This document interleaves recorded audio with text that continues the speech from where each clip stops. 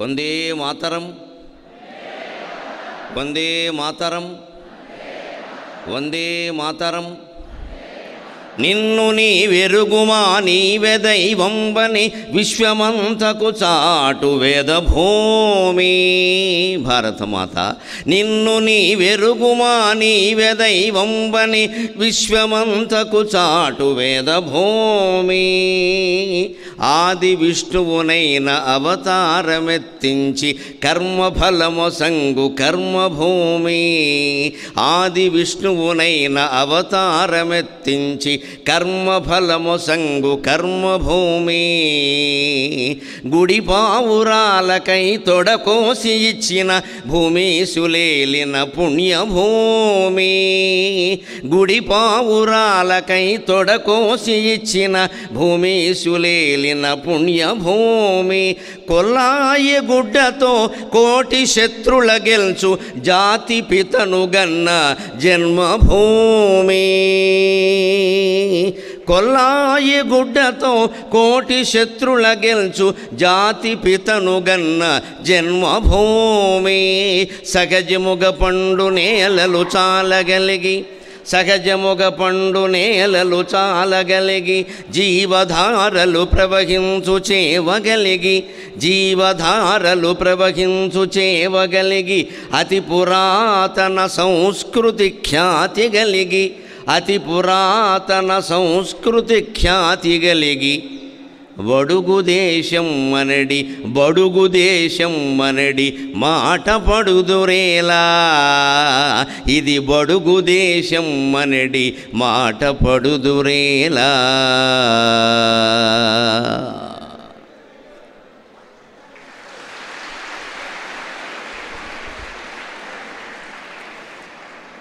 ఈ చప్పట్లు అయిపోగానే కొట్టినట్ట, బడుగు దేశం అని చెప్పినందుకు కొట్టినట్ట అని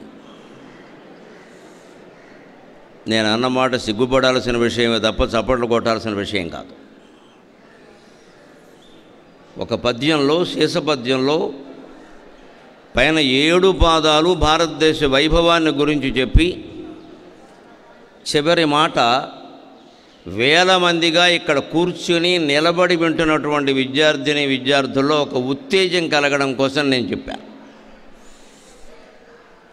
ఈ దేశం ఆధ్యాత్మికంగా కాదు, వైజ్ఞానికంగా కూడా బాగా పురోగమించిన దేశం. అందుకే ఇక్కడ ఏన్షియంట్ క్లబ్ ఆఫ్ టెక్నాలజీ తరఫున నేను మాట్లాడడానికి వచ్చాను. ఏన్షియంట్ టెక్నాలజీ అంటే ఏమిటి? భారతీయ ప్రాచీనమైనటువంటి సాంకేతిక సంపద.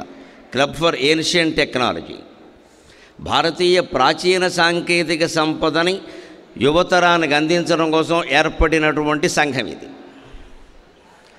ఆ సంఘం తరఫున గుంటూరు ఆర్వీఆర్ అని చేసి కళాశాలలో కొన్ని వేల మంది విద్యార్థులను ఉత్తేజించి దేశభక్తి, దైవభక్తి ప్రపూరితమైన ప్రసంగం చేయడానికి అవకాశం దొరకడమే నేను అదృష్టంగా భావిస్తూ ఉన్నాను. ఇప్పుడు కొట్టచ్చు అప్పట్లో హాయిగా.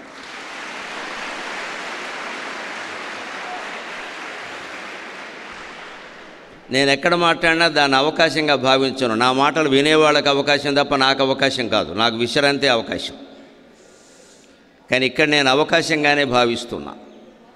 దేశం బాగుపడాలంటే ఎవరు వినాలో, ఎవరు ఆచరించాలో, ఎవరు అన్వయించుకోవాలో వారు నా కళ్ళ ముందు కనపడుతున్నారు.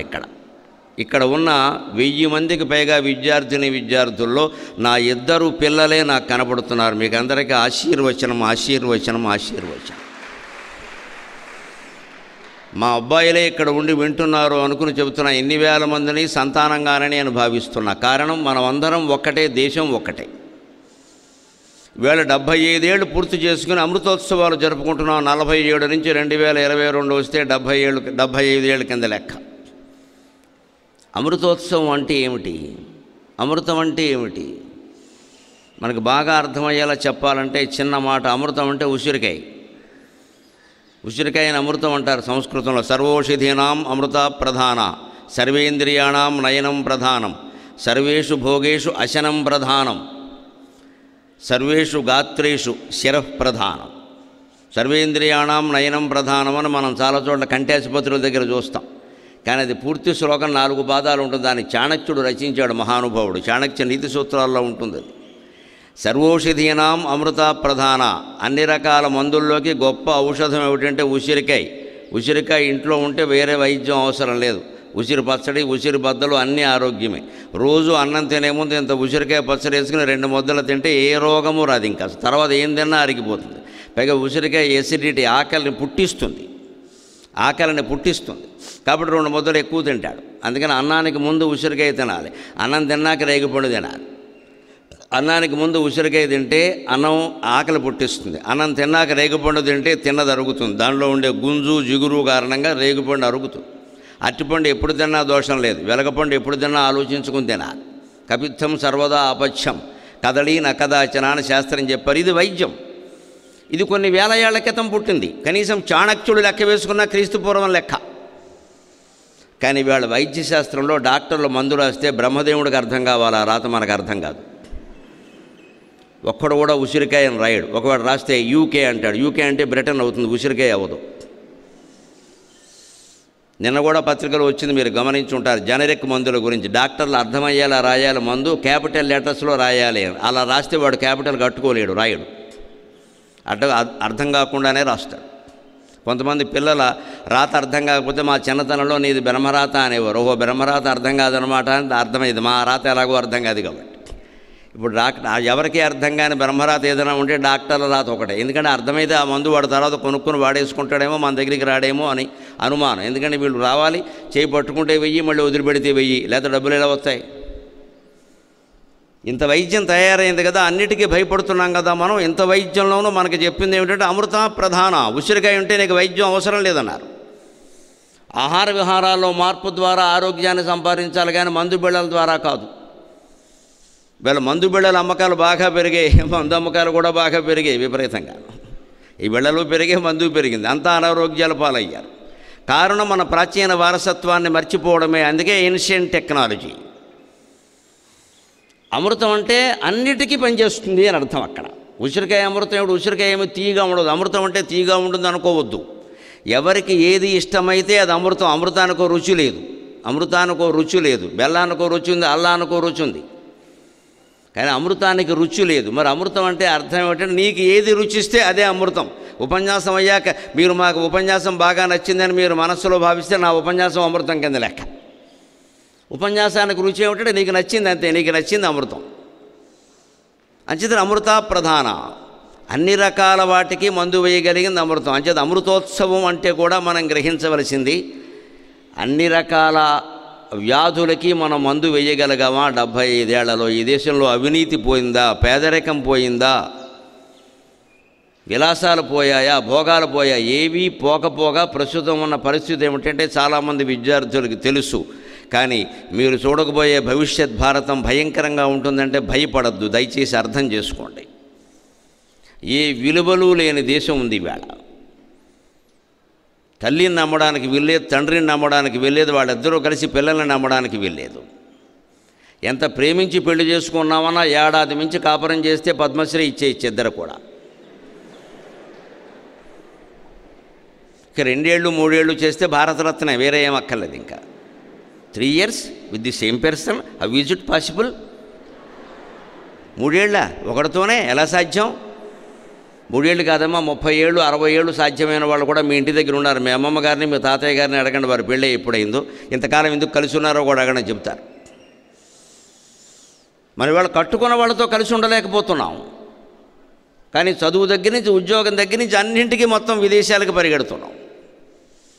కారణం మనల్ని మనం మర్చిపోయాం. తనను తాను మర్చిపోయిన వాడు ప్రపంచంలో ఓ పిచ్చి వెధవ కింద తయారవుతాడు. మన దేశాన్ని, మన ఔన్నత్యాన్ని, మన ప్రాచీన వారసత్వాన్ని, అక్కడ సాంకేతిక సంపదను, వైజ్ఞానిక సంపదను మనం మర్చిపోయాం. మన పుస్తకాల్లో కూడా అది లేదు. మీరు మొత్తం వైద్యశాస్త్రాలన్నీ తిరగేయండి. ఇంగ్లీష్ పేర్లు రకరకాలుగా ఉంటాయి. ఉసిరికాయ పేరు ఉండదు, అల్లం పేరు ఉండదు, యాలకులు ఉండవు, ధనియాలు ఉండవు, జీలకర్ర ఉండదు, లవంగాలు ఉండవు. కానీ కరోనా వచ్చిన తర్వాత మొత్తం ప్రచారమైనవన్నీ ఇవే. యాలకులు వాడండి, లవంగాలు వాడండి, ధనియాలు వాడండి, జీలకర్ర వాడండి, అల్లం వాడండి, ఉసిరికాయ వాడండి. ఇవన్నీ పూర్వకాలం నుంచి మన దగ్గర అమ్మమ్మలు, నాయనమ్మలు, తాతయ్యలు వాడుతూ ఉన్నవి. మనం చదువుకుని ఏం చేసామంటే చదివేస్తే కాకరకాయ కేకరకాయ అయిందని ఉన్నది వదిలేసి వేరే దాన్ని పట్టుకున్నాం. ఇదే ఉసిరికాయతో తయారు చేసిన మందును వాడు ఏం చేస్తాడు? ఉసిరి స్ప్రే అని పెడతాడు వాడు. యూకే స్ప్రే అంటాడు. అది ఉసిరికాయతో తయారు చేశాడు. విక్స్ వేపరబ్బ అంటే మనం వాడతాం, వేపరొబ్బ అంతకంటే అలా. వేపరొబ్బ కాదు, అది వేపరొబ్బ, వేప చెట్టు రొబ్బ. రొంపేస్తే వేపాకులు రోసం చూస్తే రొంప పోతుంది, ఏ మందు వాడక్కల్లా. అందుకే రొంప గురించి సామెత, వాడితే వారం రోజులు, వాడకపోతే 7 రోజులే. వేప చెట్టు ఇంటి ముందు ఉంటే పచ్చి వేపరొబ్బలు తెచ్చుకొని రొంప పట్టిన వాళ్ళు ఆ ముక్కు దగ్గర ఈ వేపరొబ్బలే ఇలా అనుకుంటూ ఉంటే తుమ్ములు ఆగిపోతాయి, రొంప కూడా తొందరగా తగ్గిపోతుంది. వేప ఒక వైరస్, రొంప అనేది ఒక వైరస్, ఆ వైరస్కి విరుగుడే వేప. అదే వేపరొబ్బ, నాకు కంపెనీ వాడు పేరు చూసాక అనిపించింది, వేపరొబ్బనే వీడు ఇంగ్లీష్లో వేపరొబ్బ అన్నట్రా, సరిపోయింది, గొడవలేదు అనుకున్నాను నేను. మనకు తెలుగులో చెబితే అది మతం, సంస్కృతంలో చెబితే ఇంకా పెద్ద హిందూ మతం, ఇంగ్లీషులో చెప్పగానే సైన్స్ అయిపోతుంది. భాషను బట్టి అభిప్రాయాలు ఉండకూడదు. భాషే శాస్త్రం. ఏ శాస్త్రమైనా ఏ భాషలో చెప్పినా అది శాస్త్రీయమైన కారణాలతో ఉంటే సరిపోతుంది. శాస్త్రీయమైన కారణం అంటే అర్థం ఏమిటి? ఈ వస్తువుని ఎప్పుడూ లోపం జరిగితే దానికి కారణం ఇది ఇలా జరిపామంటే ఆ వస్తు సంబంధమైన కారణం మీరు చెప్పాలి, అది శాస్త్రీయం. ఇక్కడ ఉన్న కనిపిస్తున్న కారణాన్ని వదిలేసి ఎక్కడి నుంచో మీరు కారణాన్ని తీసుకొస్తున్నారంటే అది అశాస్త్రీయం. మనం ఒక పనికి బయలుదేరాం, ఆ పని అయింది అవలేదు ఉంటే దానికి శాస్త్రీయ కారణం ఏమిటంటే నీ ప్రయత్నంలో ఉండే లోపం. లేదు, నీ ప్రయత్నం నువ్వు బాగానే చేసినా అవతల వ్యక్తులు సహకరించకపోవడం లోపం. కానీ మనం ఏం చేస్తాం తెలిసా, ఎవడో ఎదురొచ్చాడా పొద్దున్నే అదో ముఖం వేసుకుని వాడి వల్లే పని అవ్వలేదంటాం. మనందరిలో ఉండే పిచ్చి నమ్మకం ఇది. ఎందుకంటే మన లోపాన్ని మనం అంగీకరించడం ఇష్టం లేదు, మనం సరిగ్గా కృషి చేయలేదు, పరిస్థితులు కలిసి రాలా, ఇవన్నీ అంగీకరించడం ఇష్టం లేక పొద్దున్నే అధోముఖం వేసుకుని ఎవడో వచ్చాడు రా, వాడి గురించి వచ్చింది ఇదంతా. ఇదే అశాస్త్రీయం, ఇదే గుడ్డి నమ్మకం. అంటే ఏది నిజమైంది, ఏది నమ్మకం తెలుసుకుంది, ఇది చాలండి. ఆ కారణం అక్కడ ప్రత్యక్షంగా కనపడుతుంటే దాన్ని వదిలేసి ఎక్కడి నుంచో పట్టుకొస్తే వీటిని ఎవడో ఎదురొచ్చాడు, ఏదో జరిగిందని. ఇక్కడ ఉన్న లోపం కనపడుతుంది కదా, ఇక్కడ ఉన్న లోపాన్ని వస్తుగతంగా లోపాన్ని దర్శించి సరిచేసుకుంటే అది సైన్సు. దానికి ఆ వస్తు సంబంధమైందే వాస్తవం కదా, వస్తువు అనే మాట నుంచే వాస్తవం వచ్చింది. వాస్తవాన్ని గ్రహించడం మానేసి ఎక్కడి నుంచో లేనిపోని కారణాలన్నీ అంటగడితే అది నిజమో కాదో చెప్పలేవు, అది అశాస్త్రీయం, అది రుజువు చేసి తీరవలసిందే. కానీ ఒకప్పుడు ఈ దేశం అన్ని రంగాల్లోనూ అత్యుత్తమ స్థితిలో ఉంది అనేది వాస్తవం, పచ్చి వాస్తవం. నేను ఆ వాస్తవాలనే ఇక్కడ పేర్కొన్నా. ఈ దేశాన్ని పరిపాలించినటువంటి రాజు శిబి చక్రవర్తి. మానవత్వం అంటే ఏమిటో గమనించండి. హ్యూమన్ వాల్యూస్ అని పెట్టుకున్నాం కదా, మానవత్వపు విలువలు. మానవత్వపు విలువలు అంటే మనం కోడి మాంసం తింటాం, కుక్క మాంసం తింటాం, వీలైతే అన్ని మాంసాలు తింటాం. మానవత్వాన్ని గురించి మాట్లాడతాం. మానవత్వం గురించి మాట్లాడాలంటే ముందు మాంసం మానేయాలి. కారణం భారతీయతని మనం మర్చిపోవడం వల్ల. త్యాగేనైకే అమృతత్వ మానసో అని బోధిస్తోంది మన సంస్కృతి. నువ్వు ఎంత సైన్స్ చదువు, ఎంత టెక్నాలజీ చదువు మహానుభావ, ఇదంతా నీ ఒక్కడి స్వార్థం కోసం కాదు, నీ అభివృద్ధి కోసం కాదు, మొత్తం మానవజాతి అంతా బాగుండడం కోసం, అందుకోసం పనిచేస్తున్నావో అది ఆలోచించు. అది మానవత్వపు విలువ. అలా భారతీయులు ఆలోచించారు. దానికే చెబుతున్నా, శిబి చక్రవర్తి రాజ్యం పరిపాలన చేస్తూ ఉంటే ఒక డేగ ఒక పావురాన్ని తరిమింది. ఆ పావురానికి ఎవరూ దొరక్క, దిక్కు లేక, డేగ నుంచి తప్పించుకునే దారి లేక రాజు కాళ్ళ మీద పడింది నిండు సభలో ఉండగా.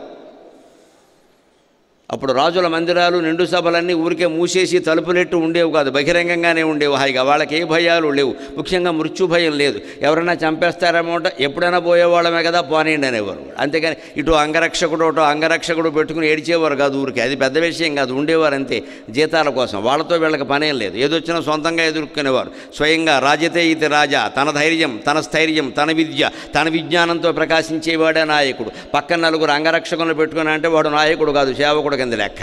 వాడికే ధైర్యం లేదు, మనకేం చెబుతాడు. అందుకని శిబి చక్రవర్తికి ఎవరేం లేరు. అక్కడ హాయిగా కూర్చుని ఉండగా పావురం వారింది. దానికి చాలా ముద్దుగా అనిపించింది. తన పిల్లని, చిన్న ఆడపిల్లని ఒళ్ళోకి తీసుకున్నట్టే ఆ పావురాన్ని ఒళ్ళోకి తీసుకుని నిమిడితే అది భయంగా చూస్తోంది. అర్థమైంది, వెనకాల డేగ తరువుకుంటూ వచ్చింది. ఆ పావురాన్ని ఒళ్ళోకి తీసుకున్నాడు. డేగకి అర్థమైంది ఈ మహారాజు పావురానికి శరణ ఇచ్చాడని. వెంటనే డేగ ఆశ్చర్యకరంగా మనుష్య భాషలో మాట్లాడింది. ఒక విషయాన్ని కథారూపంలో చెప్పేటప్పుడు చెప్తారు ఈ విషయాలన్నీ మనుష్య భాష. డేగా, మహారాజా, ఈ పావురం నాకు ఆహారం. డేగలో పావురాన్ని తింటాను, నీకు తెలియదా? రాజ్యాన్ని పరిపాలిస్తున్నావు. పావులు కప్పల్ని తింటాయి, పులులు లేడుల్ని తింటాయి, సింహం ఏనుగుని తింటుంది. నువ్వు ఇడ్లీ దోశ తినట్లా, అలాగే నేను పావురాన్ని తింటా. ఇది నా ఆహారం. నువ్వు నా దగ్గర అహింస గురించి ఉపన్యాసాలు ఇవ్వద్దు. నాకు తెలిసిన, నాకు అరిగే ఆహారం ఇదే. నీకు మళ్ళీ ఇడ్లీ తింటే నేను ఎగరలేను డేగలాగా. అంతే. జంతువుల ఆహారం వేరు, పక్షుల ఆహారం వేరు, మనుషుల ఆహారం వేరు. ఇది నా ఆహారం, అందుకని విడిచిపెట్టు. నువ్వు శరణమిచ్చినా నాకు సంబంధం లేదు. నేను 2-3 రోజులు బట్టి ఆకలితో బాధపడుతున్నా, నాకు దొరికింది ఇది. దీన్ని నువ్వు తీసుకున్నావంటే నాకు ఆహారం లేదు అంటే ఆ మహారాజు ఆశ్చర్యకరంగా మాట్లాడాడు. రాజు అంటే మనుషులకు మాత్రమే కాదండి పాలకుడు అంటే, పశువులకి, పక్షులకి, చెట్లకి, నదులకి, మొత్తం పర్యావరణానికి అంతటికీ పాలకుడైన వాడే ముఖ్యమంత్రి లేదా ప్రధానమంత్రి లేదా రాజు. ఎవరైనా సరే కేవలం మనుషులకు మాత్రమే, అందులోనూ కొన్ని కులాలకు మాత్రమే, కొన్ని వర్గాలకు మాత్రమే అంటే ఇంతకంటే దరిద్రం ఇంకోటి ఉండదు ఇక్కడ. ఆ వర్గం వాళ్ళని నాకు ఓటేస్తే చాలు, మిగిలిన వాళ్ళు ఎవరు వేయకపోయినా పర్వాలేదు, ఇది ఇంతకంటే అజ్ఞానం ఇంకోటి ఉండదు. రాజు అంటే అందరికీ రాజు, అది కూడా సరిపోదు, అన్నింటికీ రాజు. నేను పావురానికి కూడా రక్షకుండే కదా, నా కాళ్ళ మీద పడిందయ్యా, దీన్ని ఎలా వదిలేయమంటావు? శరణాగత రక్షణ రాజు ధర్మం కదా, క్షతాత్రాయతే ఇది క్షత్రియ అన్నారు. నేను క్షత్రియుణ్ణి, గాయంలో ఉన్న వాళ్ళని, బాధపడే వాళ్ళని కాపాడాలి కదా, నా ధర్మం కదా అది. నువ్వు పక్షివి, నీ ధర్మం నువ్వు చేయొచ్చు, కానీ నా ధర్మం నేను చేయాలి కదా, కాళ్ళ మీద పడింది ఎలా వదిలేయమంటావు? నేను అన్ని పావురాలని వేటాడొద్దనేమి శాసనం చేయలేదు, డ్యాగన్లన్నీ చంపేయమని నేను చెప్పలేదు, మీ పని మీరు చేసుకోండి, కానీ నా కాళ్ళ మీద పడిందాని నేను కాపాడాలి కదా అంటే డ్యాగ ఆశ్చర్యపడడంతో పాటు ఆనందపడి, మహారాజా నీ వాదనకు నేను సంతోషించా, కానీ ఒక్క పని చేయ, నాకైతే మాంసం కావాలి, నేను ఇంకా ఆకలితో ఉండలేను, నాకు మాంసం కావాలి, ప్రత్యామ్నాయం చూపించమంటే ఈ దేశాన్ని పాలించే రాజు, కొన్ని కోట్ల మందికి అధిపతి అయిన రాజు, కొన్ని లక్షల కోట్ల సంపదకు అధిపతి అయిన రాజు, మరులు మాణిక్యాలు, మరకతాడు మాణిక్యాలు, వజ్రాలు, వేడూర్యాలకు అధిపతి అయినటువంటి రాజు తన తొడ మాంసాన్ని కోసి ఇచ్చి ఆ పౌరాన్ని కాపాడాడు. ఇది నా దేశ చరిత్ర, ఇది నా దేశ చరిత్ర.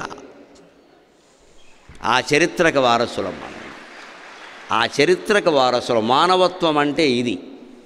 డేగ ఎంత వేగంతో వెడుతుంది, పావురం ఎంత వేగంతో వెడుతుంది, పావురం వేగాన్ని మించి డేగ వేగంతో వెళ్ళాలంటే దాని కాలికి ఏం జోడించాలి, ఇది పెడదామా, అది పెడదామా, రోబో పెడదామా, టోబో పెడదామా, ఎలాన్ మాస్క్ టెక్నాలజీ పెడదామా, ఇది కాదండి ఆలోచన.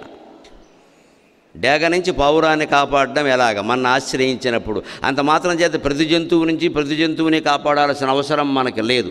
రాజు ఏం చేశాడు, తన కాళ్ళ మీద పడిన పావురాన్ని కాపాడాడు. అలాగే మనం కూడా మానవత్వాన్ని పాటించడం కూడా మనకు ఆర్తనాదం ఎక్కడి నుంచి అయినా వినపడితే దానికి మనం చేయగలిగింది ఏదో చెయ్యాలి.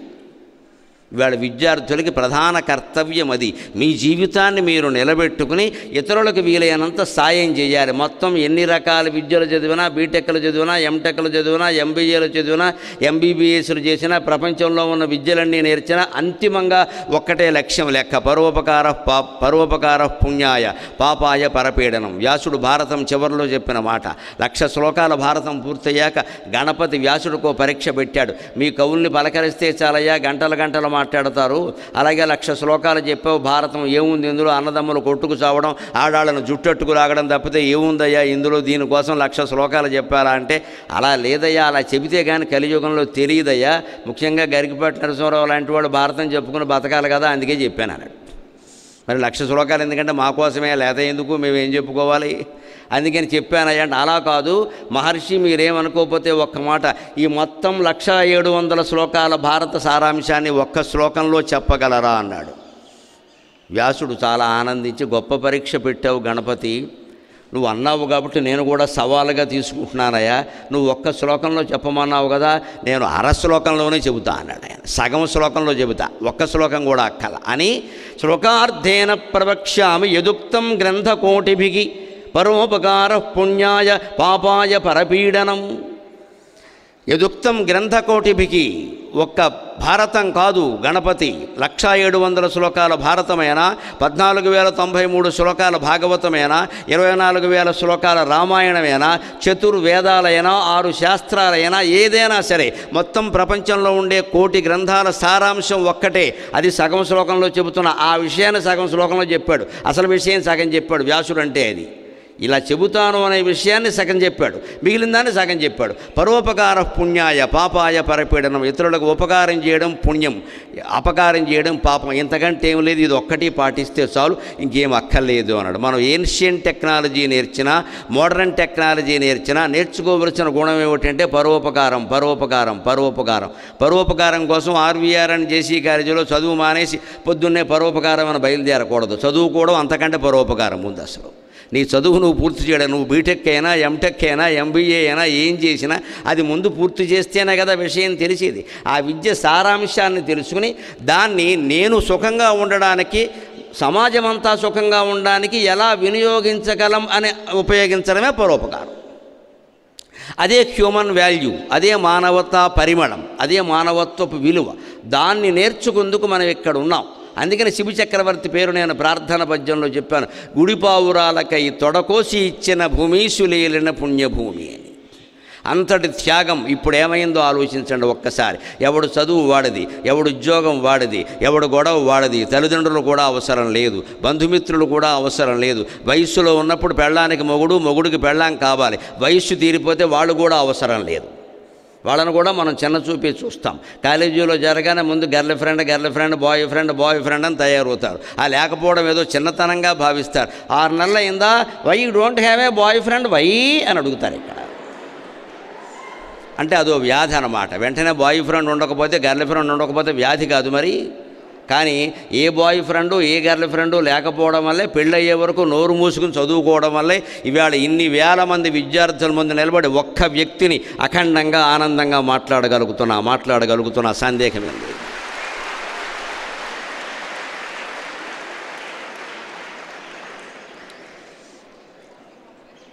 ఎంత ఇంగ్లీష్ మీడియం చదువుకున్నా, ఎంత బీటెక్ అయినా, ఎంటెక్ అయినా వేదిక మీద కాగితం లేకుండా మాట్లాడే వాళ్ళని నేను చూడలా ఈ మధ్యన. 2 గంటలు అక్కర్లేదండి, 2 నిమిషాలు చాలండి. సొంత భాష, ఎక్కడో చదివింది అప్పగించడం కాదు, సొంత భాష. అంటే ఎంత అభ్యాసం ఉండాలి, ఎంత ప్రయత్నం చేయాలి. ఆ ప్రయత్నం విద్యాభ్యాసంలో చేసి ఆ విద్యని వినయంతో జీవితానికి అన్వయం చేసుకోవాలి. విద్యా వినయాలు అంటారు. కొత్తగా చేరారు మీరందరూ కూడా ఇంజనీరింగ్లో. అందరూ దాదాపుగా ఉన్నవాళ్ళందరూ మొదటి సంవత్సరమేనని నాకు అధ్యాపకులు చెప్పారు. మంచిదే, చేరారు. 4 ఏళ్ల పాటు ఇక్కడ అభ్యాసం చేస్తారు. తర్వాత మీ ఉద్యోగాలో, వ్యాపారాలో, వృత్తిలో ఏవో చేసుకుంటారు, సంసారాల్లో ప్రవేశిస్తారు. మీరు పిల్లల్ని కంటారు. రేపు మీ పిల్లలు కూడా కాలేజీలో చదువుతారు. ఈ పరంపరకు అర్థం ఏమిటి? మనం ఎందుకు చదువుతున్నాం, మనం ఎందుకు ఉద్యోగం చేయాలి, మనం ఎందుకు వ్యాపారం చేయాలి, మనం మళ్ళీ పెళ్ళి ఎందుకు చేసుకోవాలి, మనం మళ్ళీ పిల్లల్ని ఎందుకు కనాలి, వాళ్ళని ఎందుకు చదివించాలి? సృష్టి కొనసాగడంలో ఇది మన ధర్మం, అది చేయవలసిందే. కానీ దాంట్లో పూర్తిగా మగ్గనం అయిపోకుండా గట్టున ఉండి నీళ్లు తాగేటువంటి దావుదూడలాగా చేయాలి. ఆవుదూడ చెరువు గట్టు నీళ్లు తాగితే ఎప్పుడైనా చూడండి, ఎంతవరకు దిగగలదో అంతవరకే దిగుతుంది, అంతకు మించి దిగదు, మునిగిపోతుంది. జాగ్రత్తగా కాస్త మరీ గుల్లగా, మరీ గట్టిగా ఉండని ప్రాంతం చూసుకుని, అది గిట్ట ఆనేలా ఉండాలి, మళ్ళీ కాలు లోపలికి వెళ్ళిపోకూడదు. అటువంటి ప్రాంతం చూసుకుని అక్కడ దిగి మూతి బాగా ముందుకు సాచి ఆ చెరువులోనో ఆ చలమలోనో నీళ్లు తాగి జాగ్రత్తగా బయటకు వచ్చేస్తుంది. అలాగ మన సంసారాల నుంచి, మన జీవితాల నుంచి క్రమంగా బయటికి వెళ్ళిపోవాలి. ఏ పరమాత్మ తేజస్సు నుంచి ఈ సృష్టిలో ఊడిపడ్డామో తిరిగి ఆ పరమాత్మ తేజస్సులో కలిసిపోవాలి. అది మానవ జీవితానికి అంతిమ లక్ష్యం. ఆ పని దాన్ని లక్ష్యంగా చెప్పింది భారతీయ వేదాంత శాస్త్రం ఒక్కటే, రెండో మాట లేదు. అది సాధించు. అందుకే నేను మొదటి పాదంలో చెప్పా, నిన్ను నీ వెరుగుమా నీవే దైవంబని విశ్వమంతకు చాటు వేద భూమి. నిన్ను నువ్వు తెలుసుకో, ఏ చదువు వలనైనా సరే. అందుకే ఎన్ని విద్యలు చదివినా ఆధ్యాత్మిక విద్య చదవకపోతే విద్యలన్నీ దండగా. అందుకే భగవద్గీతలో భగవంతుడు విద్యలన్నింటిలోకి గొప్ప విద్య ఏది అంటే అధ్యాత్మ విద్యానాం అన్నారు. అన్ని విద్యల్లోనూ అధ్యాత్మ విద్య గొప్పది అన్నారు. నువ్వు టెక్నాలజీ చదువు, సైబర్ కాలేజీలో చదువు, హైటెక్ సొసైటీలో చదువు, ఇంకెక్కడ డిజిటల్లో చదువు, ఏం చేయి అంతిమంగా ఏమిటయా? సాటి మనిషిని మోసం చేయకుండా జీవించావా లేదా? అలాగే నువ్వు కూడా మోసపోకుండా జీవించావా లేదా? ఇది ముఖ్యం. ఇవాళ సైబర్ నాలెడ్జ్ పెరిగిన తర్వాత, టెక్నాలజీ పెరిగిన తర్వాత, డిజిటల్ వ్యవహారాలన్నీ పెరిగిన తర్వాత ఏ పత్రికైనా మీరు చూడండి, కనీసం ఒక పేజీ అంతా సైబర్ మోసాలే ఉంటున్నాయి. ఎందుకు ఉంటున్నాయి? మనిషి బుద్ధిలో మార్పు లేదు. కొత్తగా టెక్నాలజీ పెరిగింది అంటే మనిషి ఎలా ఆలోచిస్తున్నాడు అంటే, ఈ టెక్నాలజీ ద్వారా ప్రజల్ని దోచుకోవడం ఎలాగా? ఈ టెక్నాలజీ ద్వారా నేను బాగుండడం, ఆరోగ్యంగా ఉండడం, 10 మందిని ఆరోగ్యంగా ఉంచడం కాదు, ఈ టెక్నాలజీ ద్వారా ఎలా దోచుకోగలం. అందుకే యువతరం కోసం తెలుసునో తెలియదో ఒక ఆశ్చర్యకరమైన సమాచారం, ఆవేదనాపూర్వకమైన సమాచారం చెబుతున్నా. స్వాతంత్రం వచ్చినప్పుడు మన దేశ జనాభా 30 కోట్లు. ఇప్పుడు మన దేశ జనాభా 136 కోట్లు. 100 కోట్లు పెరిగింది 75 ఏళ్లలో. మనం సాధించిన ఘన విజయం. ఏడవాలో నవ్వాలో తెలియదు. 30 కోట్లు అప్పుడు, ఇప్పుడు 136 కోట్లు. ఈ అభివృద్ధిని ఎవడో ఆపక్కర్లేదుగా. ఇది హుడాపి, ఇది ఎవరు చేయమని చెప్పక్కర్లేదు, దీన్ని ప్రోత్సహించాల్సిన పనే లేదు ఇక్కడ. 136 కోట్లు. కానీ ఆవేదనాపూర్వకమైన సమాచారం ఏమిటో తెలుసా? 30 కోట్ల జనాభా ఉన్నప్పుడు నా దేశంలో పేదవాళ్ళు 80% ఉన్నారు. 136 కోట్ల జనాభా ఉన్నప్పుడు కూడా నా దేశంలో పేదవాళ్ళు 80% ఉన్నారు. అమృతోత్సవాలు నిజంగా జరుపుకుందుకు మనకు అర్హత ఉందా? ఆ పేదవాళ్ళ దారిద్ర్యం తొలగనంత వరకు, ఆ గుడిసెల్లో ఉన్న వాళ్ళకి కాస్త మేడ కాపోయినా చిన్న గూడైనా లేనంత వరకు మనకి జరుపుకునే అర్హత ఉందా? ఇది విద్యార్థులు తీవ్రంగా ఆలోచించాల్సిన విషయం. నేను బాగా చదువుకున్నా, మా నాన్న మంచి కాలేజీలో చేర్పించాడు, నాకేదో ఫీజు రీయింబర్స్మెంట్ కూడా వచ్చింది, నేను ఇది అయిపోగానే ఆస్ట్రేలియా వెళ్ళిపోతా, అమెరికా వెళ్ళిపోతా, ఇక్కడి నుంచి ఇప్పటికే ఓ అమ్మాయిని సెట్టింగ్ చేసి పెట్టేసుకున్నా, తీసుకుని వెళ్ళిపోతా, ఏకంగా గొడవ లేదు, మేమిద్దరం సుఖంగా ఉంటాం అక్కడ, మళ్ళీ ఎప్పుడో వస్తాం, వచ్చేటప్పుడు విమానం దిగుతాం, వాటర్ బాటిల్ వేసుకుని వస్తాం, ఈ దేశంలో నీళ్లు మాకు నచ్చవు, అందుకని తిరుగుతాం, ప్రపంచం ఓ నెలలు తిరుగుతాం, పుణ్యక్షేత్రాలన్నీ తిరుగుతాం, శ్రీశైలంలో అభిషేకం చేస్తాం, కాశీలో అభిషేకం చేస్తాం, కనకదుర్గ పూజ చేస్తాం, దేశాన్ని మాత్రం దోచుకు తింటాం. ఇది వీళ్ళ సిద్ధాంతం, ఇది వీళ్ళ సిద్ధాంతం. అన్ని పూజలు చేస్తాం, అన్ని అర్చనలు చేస్తాం, దేవాలయాలు విపరీతంగా కడతాం, అభిషేకాలు చేస్తాం, ఓ పొగిలి దండాలు పెడతాం, పొర్లి దండాలు పెడతాం, అన్ని ఉపవాసాలు చేస్తాం, పక్కవాడిని దోచుకోవడం మానం. ఏ వ్యాపారం చేసేవాళ్ళైనా గమనించండి, ఎలా ధరలు పెంచేశారో విపరీతంగా. సామాన్యుడు బతకగలిగే పరిస్థితి లేదు. దీనికి మందు వెయ్యాలంటే పెద్దవాళ్ళకి నేను వెయ్యలేను కాబట్టి, నా పిల్లల వయస్సు వాళ్ళు ఇంకా వాళ్ళకంటే కూడా ఇంకా చిన్నవాళ్ళు కాబట్టి, ఈ యువతరానికి చెబితే ఏమైనా ఉపయోగం ఉంటుందన్న ఒకే ఒక లక్ష్యంతో వచ్చాను నేను. మీరు అర్థం చేసుకుంటే అంతే చాలు, ఇంకేం అక్కర్లా. వీళ్ళకి చెబితే ఉపయోగం ఉంటుంది ఖచ్చితంగా. వీళ్ళ మనస్సులో ఒక్క మాట గట్టిగా నాటుకున్నా వెంటనే ఆచరణలో పెడతారు. నాకు విద్యార్థుల మీద నమ్మకం ఉంది. వారి సహృదయానికి నమస్కారం. ఆచరణలో పెట్టాలి. ఎందుకు మనం నైతికంగా దిగజారిపోయి ఉన్నాం? సాంకేతికంగా ఇంత అభివృద్ధి చెందిన యావత్ ప్రపంచం, పోనీ సాంకేతిక అభివృద్ధి, వైజ్ఞానిక అభివృద్ధిలో మన పేర్లు లేకపోవచ్చు, విదేశీయుల పేర్లే ఉండొచ్చు, ఉండనియండి, పర్వాలేదు. ప్రపంచం అంతా ఒక్కటే, ఎవరైనా పర్వాలేదు. ఇప్పుడు బల్బు అనేది మనం వాడుకుంటున్నాం, అది ఎడిసన్ కనిపెట్టాడా, ఏలేశ్వరరావు కనిపెట్టాడా, పెద్ద విషయం కాదు. ఇక్కడ కనిపెట్టని వారి పేరే ఉండని, వారికి నమస్కారం చేద్దాం, అభ్యంతరమేం లేదు. కానీ ఆ బల్బు ద్వారా మనం వెలుగు పొందుతున్నామా, లేకపోతే ఎవడికో షాక్ కొట్టించే ఏర్పాటు చేస్తున్నామా? అది ముఖ్యం కదా. ఈ ఆలోచన చేయాలి కదా మనం. అలా చెయ్యాలి అంటే మీ చదివే చదువుని మీరు కాస్త లోతుగా అధ్యయనం చెయ్యాలి. దాన్ని చాణక్య నీతి సూత్రాల్లో చాణక్యుడు చెబుతాడు, చదివే విద్యార్థి ఎలా అధ్యయనం చెయ్యాలో.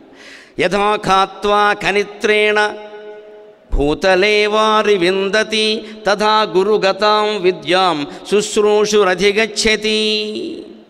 యథా ఖాత్వా ఖనిత్రేణ భూతలే వారి విందతి తథా గురుగతాం విద్యాం శుశ్రూషురధిగచ్చతి. నీటి కోసం గొయ్యి తవ్వినప్పుడు చూడండి, భూతలంలో ఎక్కడో అడుగున ఉన్న నీరు పైకి రావాలంటే ఎన్ని అడుగులైనా తవ్వాల్సిందే కదండి. 50 అడుగులు, 60 అడుగులు, 100 అడుగులు, అవసరమైతే 150 అడుగులు, మానట్లేదు. ఎందుకంటే నీరు పడాలి. నీరు పడకపోతే అక్కడ ఇల్లు కట్టుకోలేం, మనం కట్టుకునే ఉపయోగమే లేదు. ఇక్కడ ఈశాన్యంలో బావి కట్టుకోమంటారు, ఈశాన్యంలో బోరింగ్ పెట్టమన్నారు. ఎందుకని? ఈ దేశ భూభాగం ఈశాన్యంగా వాలి ఉంది, అది వాస్తు. నువ్వు ఈశాన్యంలో తవ్వితే 10 అడుగులు ముందే నీరు వస్తాయి. బాగా ఎత్తుగా ఉన్న నైరుతిలో తవ్వేవనుకో, ఇల్లు కట్టి నువ్వు వెళ్ళిపోయాక వస్తాయి, ఇప్పుడు రావు, ఇంకా ఎక్కువ తవ్వాలి. అది వాస్తు, ఇది చైతన్యం. దీంట్లో చేతస్థం ఏమిటి? ఈశాన్యంలో బావి తవ్వకపోతే పిల్లాడికి పెళ్ళి అవ్వదు, దానికి వీడి పెళ్ళికి సంబంధం ఏంటి? పెళ్ళి అయితే ఆ బావిలోనో పడి చేస్తాడు వాడు. ఇది చేతస్థం. ఏది చైతన్యమో ఏది చేతస్థమో గమనించండి. బావి అక్కడ తవ్వమన్నారు అంటే అక్కడ వస్తుగతమైన కారణం ఇందాకే చెప్పుకున్నాం. నీళ్ళు ఏమిటి, బావి ఏమిటి, తవ్వింది ఏమిటి, దాని నుంచి కారణం చెప్పండి మీరు.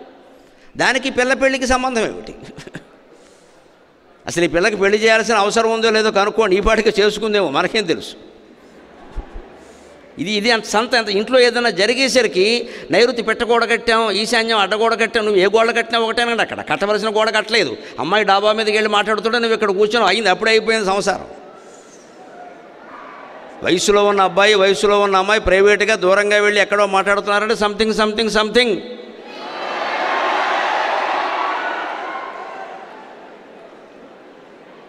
నాకు మంచినీళ్ళు తాగే అవకాశం ఇచ్చారు, ధన్యవాదాలు. అంతే ఖచ్చితంగా. నలుగురు నెలప్పుడు ఎందుకు మాట్లాడట్లా? ప్రైవేట్ ఉంది వ్యవహారం. ప్రైవేట్ అంటే ఏంటి? చదువు అయితే మాట్లాడచ్చు. అక్కడ తల్లి ఏమందో, తండ్రి ఏమందో, ప్రిన్సిపల్ గారితో మాట్లాడితే ఏమందో, సాటి ఫ్రెండ్తో మాట్లాడినా ఏమందో. కానీ మనం అంతా ప్రైవసీ కోరుకుంటాం. ఇదే ప్రైవసీ ఏమవుతుందో యువతరం గమనించండి. రేపు మీరు ప్రేమించి చేసుకున్న పెళ్ళిళ్ళలో కూడా ఇదే ప్రైవసీ సంసారాన్ని నాశనం చేస్తుంది. పెళ్ళయ్యాక కూడా ఇదే ప్రైవసీ. భార్య ఫోన్ భర్త చూడడానికి వీల్లేదు, భర్త ఫోన్ భార్య చూడడానికి వీల్లేదు.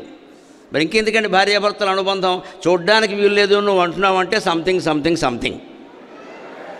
లేకపోతే ఎందుకంటున్నావు అక్కడ ఏమి ఇబ్బంది లేనప్పుడు ఆ ఫోన్ అక్కడ బారేయచ్చుగా. హాల్లో ఎవరైనా వస్తే నాన్నగారు ఫోన్ అని పట్టుకొచ్చి ఇస్తారు కదా, నష్టమేముంది? ఇవ్వడానికి ఒప్పుకోవట్లే, నా ఫోన్ అవ్వడం ముట్టుకోవద్దని అంటున్నాము అంటే, ఒకటి చిన్నపిల్లలు ఉంటే అనొచ్చు, ఏదైనా పాడవుతుందన్న ఉద్దేశంలో. లేదా భార్యను కూడా ఫోన్ ముట్టుకోవద్దు అంటున్నామంటే తేడా ఉందన్నమాట అక్కడ ఖచ్చితంగా. ముట్టుకుంటే నష్టమేంటి? యాప్లనే డౌన్లోడ్ చేసుకుని చూడమని, మనకే ఏముంది ఇక్కడ? ఏమీ లేని కూడా భయపడ్డండి. ఏదో ఉన్నవాడే భయపడతాడు, ఆడైనా మోగైనా. దానికి ముఖ్యమైనది మనోనిగ్రహమే, వేరే లేదండి ఏది దారి. అందుకని సరిగ్గా ఈశాన్యం వైపు నీళ్లుంటే అక్కడ తవ్వమన్నట్టు తవ్వుతున్నావు, బాగానే ఉంది. ఎంతవరకు తవ్వుతావు? ఒక్కో చోట ఈశాన్యంలో 25 అడుగులకే నీళ్ళు వస్తాయి, ఒక్కో చోట 50 అడుగులకు కానరావు, ఒక్కో చోట 100 అడుగులకు కానరావు. తవ్వుతున్నావా లేదా? అదే యథా ఖాత్వా ఖనిత్రేణ భూతలే వారి విందతి. నీరు వచ్చేంత వరకు ఎంత లోతైనా తవ్వేవాడు నీటిని సాధించినట్టే విద్య తనకి వంట పట్టే వరకు ఎంత సమయమైనా ఎంత లోతుగానైనా చదివి విద్యార్థి విద్యను వంట పట్టించుకోవాలి.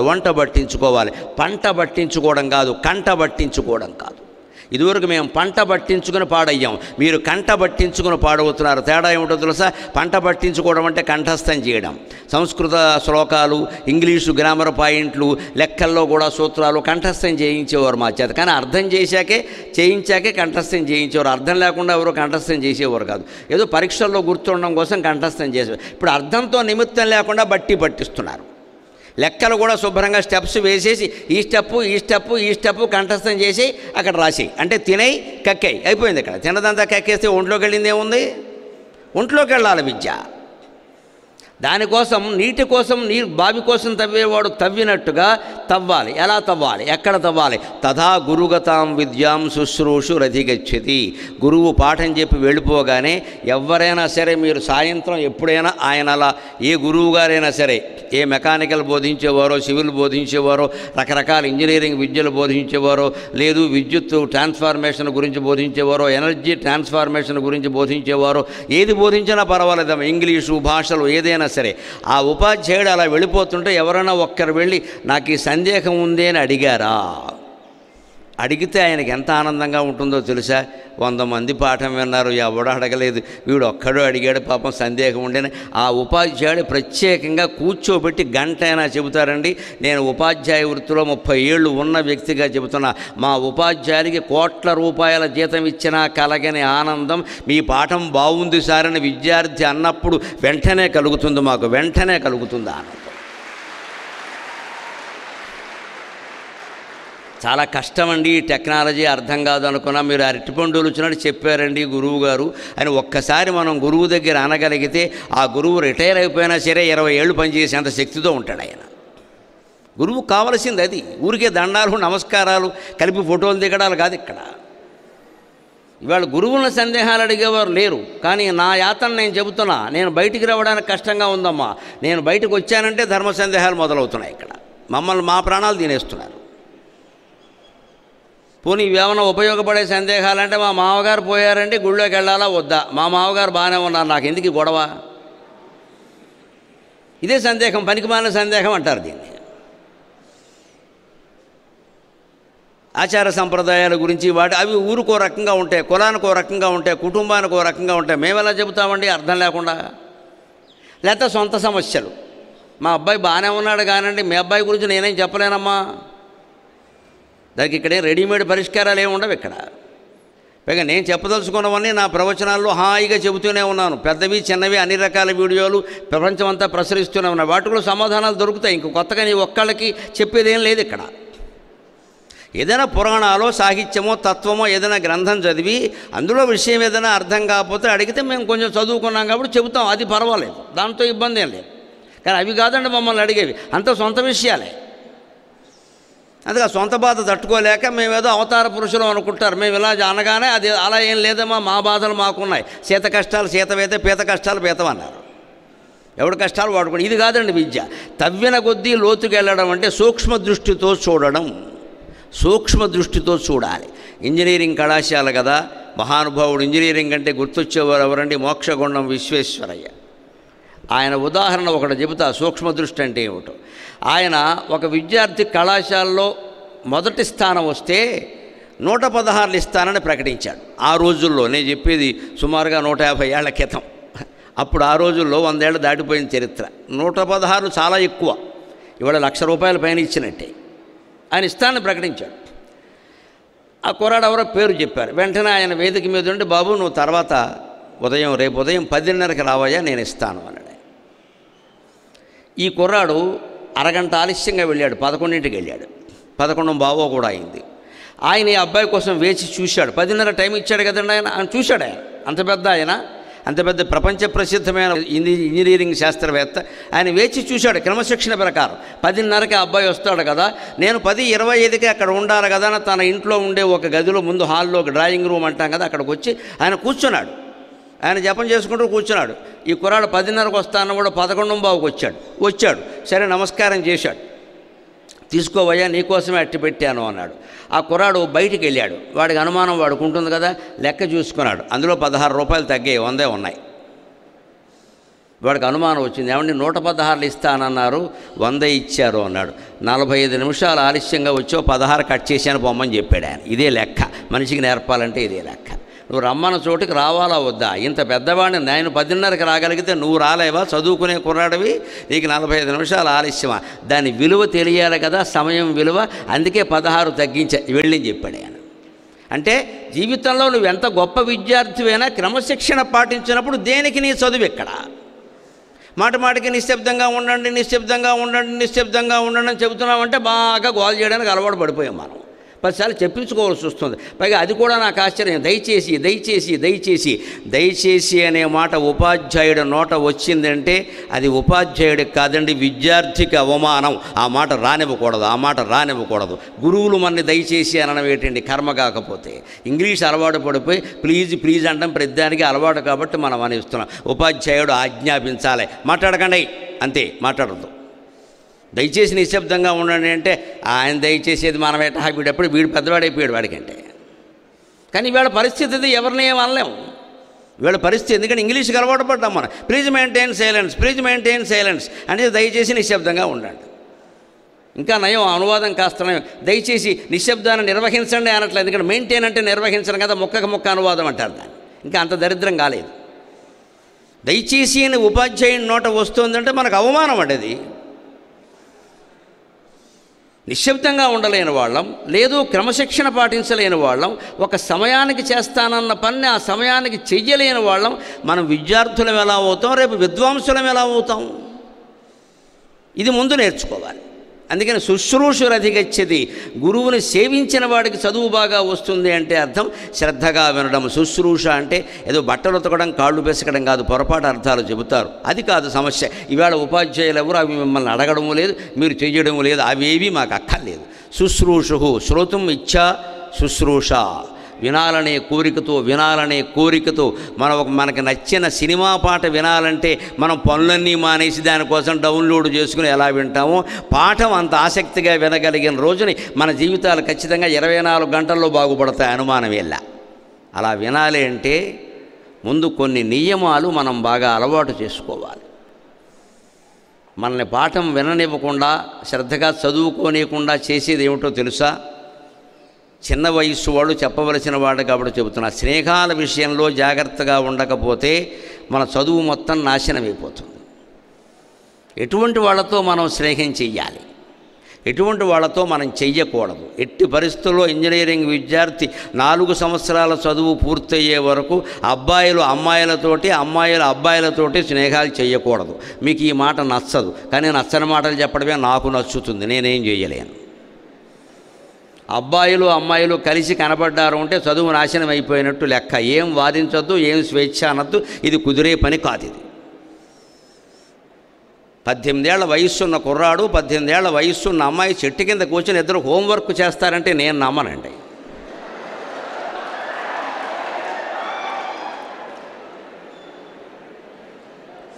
క్యాంపస్ మొత్తం మీద ఎక్కడా అమ్మాయి అబ్బాయి కలిసి కనబడడానికి వీలు లేదు. నేను ఎప్పుడూ ప్రసంగానికి వచ్చినప్పుడు ఒక మాట మనస్సులో అనుకుని వస్తాను. నా తెగింపు అటువంటిది. ఏమిటో తెలుసా, ఇక్కడికి నన్ను మళ్ళీ పిలవరు అనుకుని వస్తాను నేను. నాకు తెలుసు, ఎందుకంటే ఈ మాటలు నచ్చవు. మేము గరిస్తే ఈయనకే, మేము అక్కడ కూర్చుంటే ఈయనకే, నాకేం లేదమ్మా. వారెవరు మా అమ్మాయి కాదు, మా అబ్బాయి కాదు. కానీ చదువు చెడిపోతుంది ఖచ్చితంగా. ఆకర్షణలు వేరుగా ఉంటాయి. అదే 70 ఏళ్ళ అయినా 80 ఏళ్ళ ఆవిడ కూర్చోమని ఏం పర్వాలా, కార్తీక మాసం ఒత్తులు చేసుకుంటారు, గొడవేం లేదు అక్కడ. వయస్సు చాలా స్పష్టమైన విషయం. అంటే ఫ్రెండ్షిప్ అంటే boy with boy, girl with grand, boyfriend girlfriend అనే మాటలు వినపడడానికి వీల్లేదు అసలు. బాయ్కి బాయ్ ఫ్రెండ్, గర్ల్ ఫ్రెండ్, నచ్చినా నచ్చకపోయినా అంతే. అది మొట్టమొదటి కారణం చదువు నాశనం కావడానికి. మనం అంగీకరించడం కష్టం. అందుకే పూర్వం వాళ్ళు ఇవన్నీ బాగా గమనించిన వాళ్ళు కాబట్టి పెళ్లి చేసేకి చదవడానికి పెట్టేవాళ్ళు, గొడవ లేకుండా. అంతే. మనం విమర్శలు చేస్తాం అక్కడ. వయస్సు అండి, అదండి, అవగాహన. ఏం అవగాహన ఉండి కాపురాలు కూలిపోతున్నాయండి. 4 ఏళ్ళు ప్రేమించుకున్న వాళ్ళు 2 ఏళ్ళు కాపురం చేయట్లేదు. ఇక్కడ చూసాం, సినిమాల్లో కూడా చూసాం, అందరినీ చూసాం. 12 ఏళ్ళు ప్రేమించుకున్నారు, ఏడాదికి విడిపోయారు. కర్మ అంటారు దీన్ని. 12 ఏళ్ళు ప్రేమించుకున్నారట. ఏం ప్రేమించుకున్నారో? ప్రేమలు ఎలా ఉంటున్నాయి తెలుస్తున్నాయి కదా. 12 ఏళ్ల ప్రేమ ఏడాదిలో ఎందుకు భగ్నమైందండి? ఇగో, నీ మాట నేను ఎందుకు వినాలి, నీ మాట నేను ఎందుకు వినాలి? మరి ఎవరి మాట ఎవరు విన్నప్పుడు కాపురం ఎందుకు నడుస్తుందండి? నీ మాట నా మాట సమస్య కాదు. ఏది మంచో ఏది చెడ్డో తెలియట్లేదు. మంచి మాట విని తీరాలి. అది మొగుడు చెప్పని, పెళ్ళని చెప్పని, పని మనిషి చెప్పని. అది మంచి మాట. మాటను బట్టి మనిషిని బట్టి మాట కాదు. ఈ మనిషి చెప్పాడు కాబట్టి అన్నీ వినక్కర్లేదు. ఆ మాటను బట్టి మనిషిని గౌరవించండి చాలు, తెలిసిపోతుంది వెంటనే. ముందు ఆకర్షణలకి దూరంగా ఉంటే తప్ప సాధ్యం కాదండి అది. అందుకే స్నేహం అంటే ఆడపిల్లతోనే. ఏ అనుమానం వచ్చినా ఆడపిల్లతోనే, ఏ సందేహం వచ్చినా ఆడపిల్లతోనే. ఉపాధ్యాయులు ఒక్కరికే దీనికి మినహాయింపు. ఆ సబ్జెక్ట్ చెప్పడానికి స్త్రీ ఉపాధ్యాయులు పురుష ఉపాధ్యాయులు ఉండాలని లేదు కదా. ఎవరో ఒకరు ఉంటారు, వారు పెద్దవాళ్ళు. సహజంగా మనకంటే 15 ఏళ్ళైనా పెద్దవాళ్ళు అయితే తప్ప కాలేజీలో అధ్యాపకులు కాలేరు. వాళ్ళని అడగచ్చు, తప్పు లేదు. వేరే ఎక్కడ కనపడకూడదు ఇంకంతే. అది ఆ స్నేహం కూడా ఎలా ఉండాలయ్యా? ఇంకో మాట, మొగాళ్ళతో మొగాళ్ళైనా సరే, ఆడపిల్లలైనా సరే స్నేహం ఎలా ఉండాలో తెలుసా? మంచి స్నేహం, చెడ్డ స్నేహం ప్రభావాలు ఎలా ఉంటాయో తెలుసా? బంగారపు గనుల చుట్టూ తిరిగినా బంగారపు రేణువు మన ఒంటికి అంటుకుంటుందో లేదో మనం చెప్పలేము. కానీ మట్టి గుట్ట దగ్గరికి వెళ్ళి అడుగు పెట్టామంటే మట్టి అంటుకుంటుంది ఖచ్చితంగా, అనుమానమేలా. బంగారం అంటే మంచి స్నేహం, మట్టి అంటే చెడ్డ స్నేహం. ఉదాహరణ కోసం చెప్పా. బంగారపు గనుల చుట్టూ తిరిగినా బంగారం పని చేసేవాళ్ళు ఉంటారు, స్వర్ణకారులు, ఆభరణాలు తయారు చేస్తారు. వాళ్ళ పక్కనే కూర్చున్నా వాడు ఉఫ్ అని ఉదుతుంటే ఆ రేణువులు పైకి రేగుతూ ఉంటాయి కూడా. అటువంటి చోట కూర్చున్నా ఒక రేణువు నీ మీద పడుతుందో లేదో చెప్పలేం. కానీ మట్టి పని చేసే వాళ్ళ దగ్గరికి వెడితే, మట్టి మోసే చోట, బురదలో పనిచేసే చోట అక్కడ మనం నిలబడితే బురద ఖచ్చితంగా చెందుతుంది, అనుమానం ఎలా. మట్టి గుట్ట దగ్గరికి వెళ్ళేవాడు నువ్వు తొక్కినా తొక్కకపోయినా కాలికి మట్టి అంటే తీరుతుంది. చెడ్డ స్నేహం అంతే. మంచి స్నేహం ప్రభావం మన మీద ఎంత ఉంటుందో చెప్పలేం, కానీ చెడ్డ స్నేహం ప్రభావం బాగా ఉంటుంది ఖచ్చితంగా. ముందు విలువలు కావాలి, మానవత్వపు విలువలు ఉండాలి. మనం భవిష్యత్తులో మంచివాడుగా ఉండాలి, జీవితాంతం ఆనందంగా ఉండాలి అంటే మన స్నేహితుడిని ఎంచుకునేటప్పుడే చాలా జాగ్రత్తగా ఎంచుకోవాలి. వాళ్ళ లక్షణాలు ఏమిటో చూసి ఎంచుకోవాలి. ఊరికే ఏదో నాకు ఉపకారం చేశాడు కదా, ఆర్టీసీ బస్సు ఎక్కుతుంటే నా కోసం సీటు రుమాలు వేసాడు కదా, ఈవేళ వేస్తాడా? రుమాలు వేసిన వాడలా స్నేహితుడు అవుతాడా? ఇవాళ రుమాలు వేసిన వాడే రేపు దుప్పటి కప్పుతాడు వచ్చి.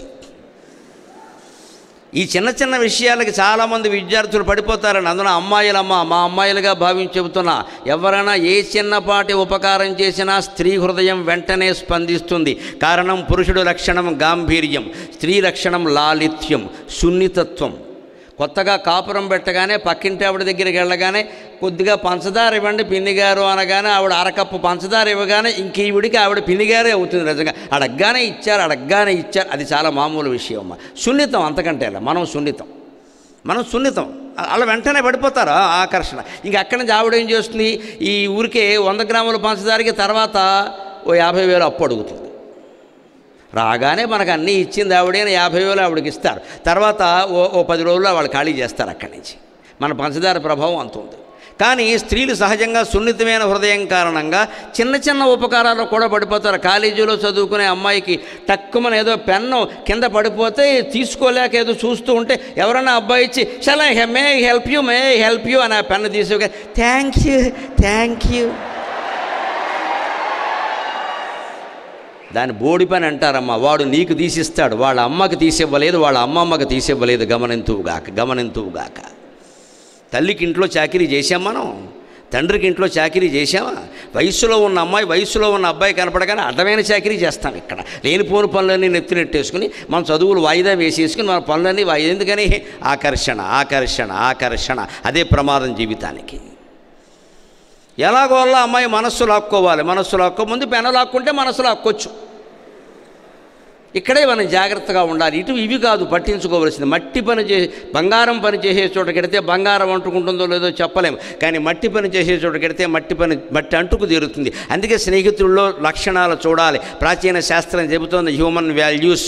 మానవుడుగా నువ్వు బతకాలంటే మంచి స్నేహితుడిని పెట్టుకో. ఎటువంటి స్నేహితుడు ఉండాలయా? పాపాన్ నివారయతి యోజయతే హితాయ గుహ్యం చ గూహతి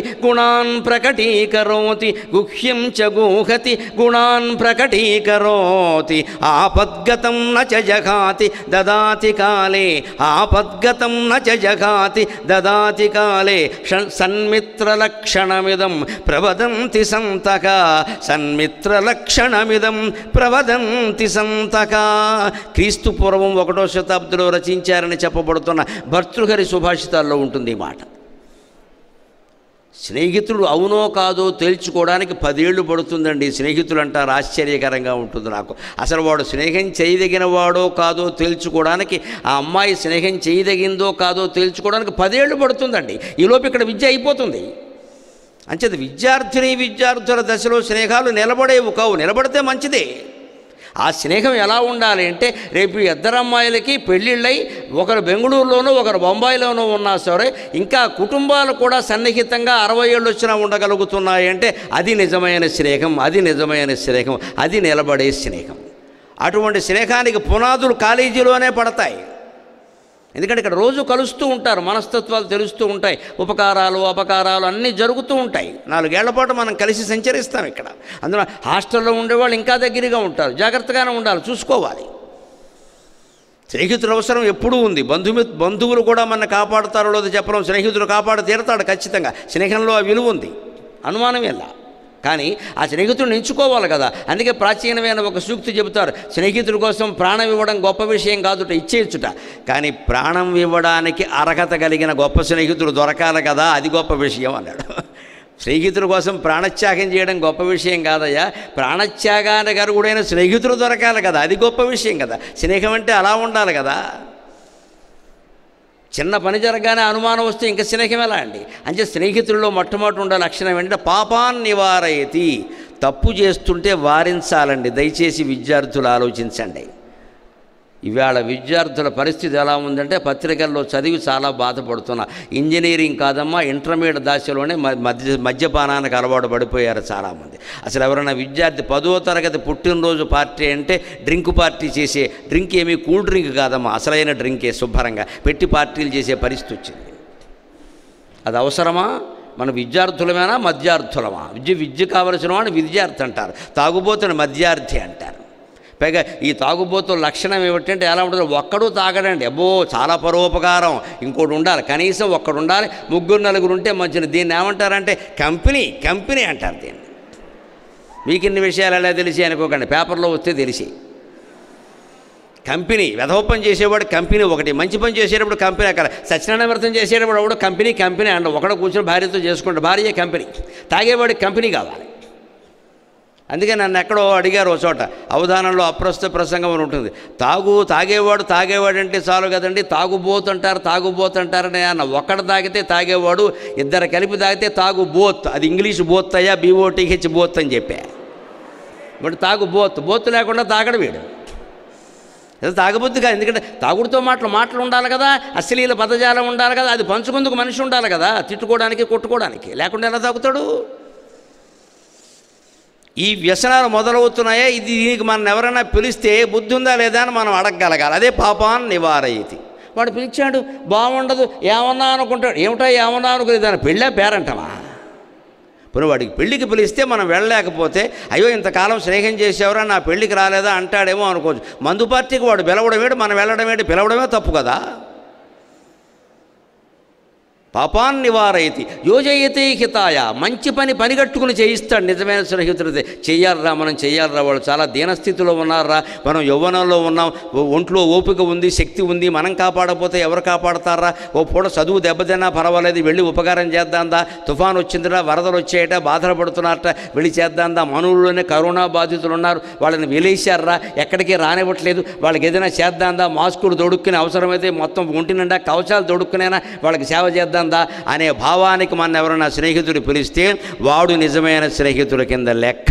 అప్పుడు మనకి సేవ అనేది అలవాటు, అప్పుడు మనకి విద్య యొక్క లక్ష్యం తెలుస్తుంది. లోకంలో ఎవరికి ఏ సేవ చేయనప్పుడు, ఏ ఉపకారము చేయనప్పుడు, మహానుభావ నువ్వు బీటెక్ చదివితే, ఎంటెక్ చదివితే, ఎన్ని టెక్కులు చదివితేనయ్యా ఎవరికి ఉపయోగం ఇక్కడ? మీ ఊళ్ళో కూడా నిన్ను గురించి ఏమనుకోరే. పాపాన్ని నివారయతి యోజయతే హితాయ. అంతేకాదు, స్నేహంలో ఎప్పుడూ వ్యక్తిగతంగా ఇంకో లక్షణం ఉంటుంది. గుహ్యం చ గోహతి గుణాన్ ప్రకటీకరోతి. స్నేహితుల్లో ఎంత స్నేహితుడైనా స్నేహితురాలైనా చిన్న చిన్న లోపాలు ఉంటాయి. టక్కుమని బయట పెట్టకూడదు, కొంపలు అంటుకుపోతాయి. సహించాలి, నచ్చజెప్పాలి, ఓపిగ్గా మార్చాలి. అంతేగాని వాడు ఇంకా సిగరెట్ కాల్చడం మొదలెట్టక ముందే అది ఏదో ఘోర నేరం కింద వచ్చిన వాడికల్లా వీడు సిగరెట్ కాలుస్తాడు అని చెప్పేయకూడదు. ఓ పెళ్లి చూపులు జరుగుతున్నాయట, అక్కడేదో కాఫీ టిఫిన్లు ఏవో ఇచ్చారు. అక్కడ పాపం అత్తగారు పిల్ల తల్లి ఒక్కపొడి పెట్టింది, ఏదో పెద్దవాళ్ళు వేసుకుంటారు కదా అని. ఈ పెళ్లి కొడుకు కొంచెం ఒక్కపొడి బాగా అలవాటు, ఆయన వేసుకోలేదు. ఇలా గుప్పిడితో అని పోసుకున్నాడు. ఆయన ఒక్కపొడి పోసుకున్నాడు అంటే ఆవిడకి ఆశ్చర్యమైంది. ఒక్కపొడి ఎక్కువ తినకూడదు, రక్తగ్రహణ పట్టుకుంటుంది, మొత్తం విరోచనాల బదులు రక్తం వెళ్ళిపోతుంది, మనిషి నీరసించి పోతాడు. ఒక్కపొడి అంత ప్రమాదకరం, దాని పేరే ఒక్కపొడే వేసుకోవాలి, 2 పొడులు వేసుకోకూడదు, చాలా తక్కువ వేసుకోవాలి, అది కూడా అన్నం తిన్న తర్వాత. అటువంటిది పాపం ఒక్కపొడి తీసి ఇలా పోసుకుంటే అత్తగారికి అనుమానం వచ్చింది. మరి కొత్త పెళ్లి కొడుకు పెళ్లి చూపులకు వచ్చాడు అంటే బాగుండదు కదా. అబ్బాయి కొంచెం ఒక్కపొడి ఎక్కువ అలవాటేమో అని వీడి ఫ్రెండ్ ఒకడు వచ్చాడు కూడా, వాడు కొంచెం వాగుడు ఎక్కువ అలవాటు. ఈ బాగా వాగే ఫ్రెండ్ ఉంటాడు, వాడు ఖచ్చితంగా మనకు అపకారం చేస్తాడు, మనకు అవసరం లేకుండా అన్ని విషయాలు బయటికి వాగేస్తూ ఉంటాడు. ఈ వాగేవాడితో ఎక్కువ స్నేహం చేయకూడదు. తాగేవాడితో ఎంత ప్రమాదమో స్నేహం వాగేవాడితోనూ అంతే ప్రమాదం. తాగేవాడు తాగేకైనా ఆపుతాడు, వాగేవాడు వాగడం ఎప్పుడూ ఆపడు, వాగుతూనే ఉంటాడు. వీడు అన్నట్టు వెంటనే ఒక్కపొడి కొంచెం ఎక్కువ అలవాటేమో అంటే అన్నట్టు, లేదండి మావాడు ఎప్పుడు ఒక్కపొడి వేసుకోండి, సిగరెట్ కాల్చినప్పుడే ఒక్కపొడి వేసుకుంటాడు అన్నట్టు. ఇప్పుడు ఆ విషయం బయటపడింది. అత్తగారు కంగారు పడింది. అంటే అబ్బాయిలకి సిగరెట్ కూడా ఉందా అండి? సరే ఈ రోజుల్లో కొంచెం అలా ఉంటుందంటే మళ్ళీ అన్నట్టు, అబ్బాయి అస్తమానం సిగరెట్ కాల్చడమా, ఎప్పుడైనా కొంచెం పుచ్చుకున్నప్పుడే కాలుస్తాడు అన్నట్ట. ఇంక లేనిదేమిటి వీడికి? సకల గుణాభిరామ జగదభిరామ. ఈ రకమైన స్నేహితుల్ని దూరంగా ఉంచాలి. అతిగా వాగుతున్నాడు అంటే, అతిగా వాట్సాప్లో చాటింగ్ చేస్తున్నాడు అంటే, రోజు పొద్దున్నే ఏరా బాగున్నావా, ఏం మాట్లాడడం లేదే అంటున్నాడు అంటే వాడు స్నేహానికి తగినవాడు కాదు. మనతో మాట్లాడకపోయినా వాడు ఉండగలగాలి. అనవసరంగా మాట్లాడడం దేనికండి? ఇంకా ఆ చాటింగ్ అనేది అర్ధరాత్రి 11 అయినా 12 అయినా అవ్వదా? అలా సాగుతూనే ఉండాలా? అంత వాగుతున్నాడంటే అర్థం ఏమిటంటే అందరికీ చెప్పేస్తున్నాడు అనేక విషయాలు. పైగా ఇవాళ వచ్చిన ప్రమాదం ఏమిటంటే, పూర్వం ఏదైనా స్నేహితులు ఎవరో మాట్లాడినా ఆ మాటలు అక్కడే ఆగిపోయాయి, రికార్డు చేసే అవకాశం లేదు. ఇవాళ వాట్సాప్లు చాటింగ్లు వచ్చాక 100 ఏళ్ల పాటు రికార్డెడ్, నువ్వేం చేయలేవు దాన్ని. ఎప్పుడు కావాలన్నా పట్టుకోవచ్చు.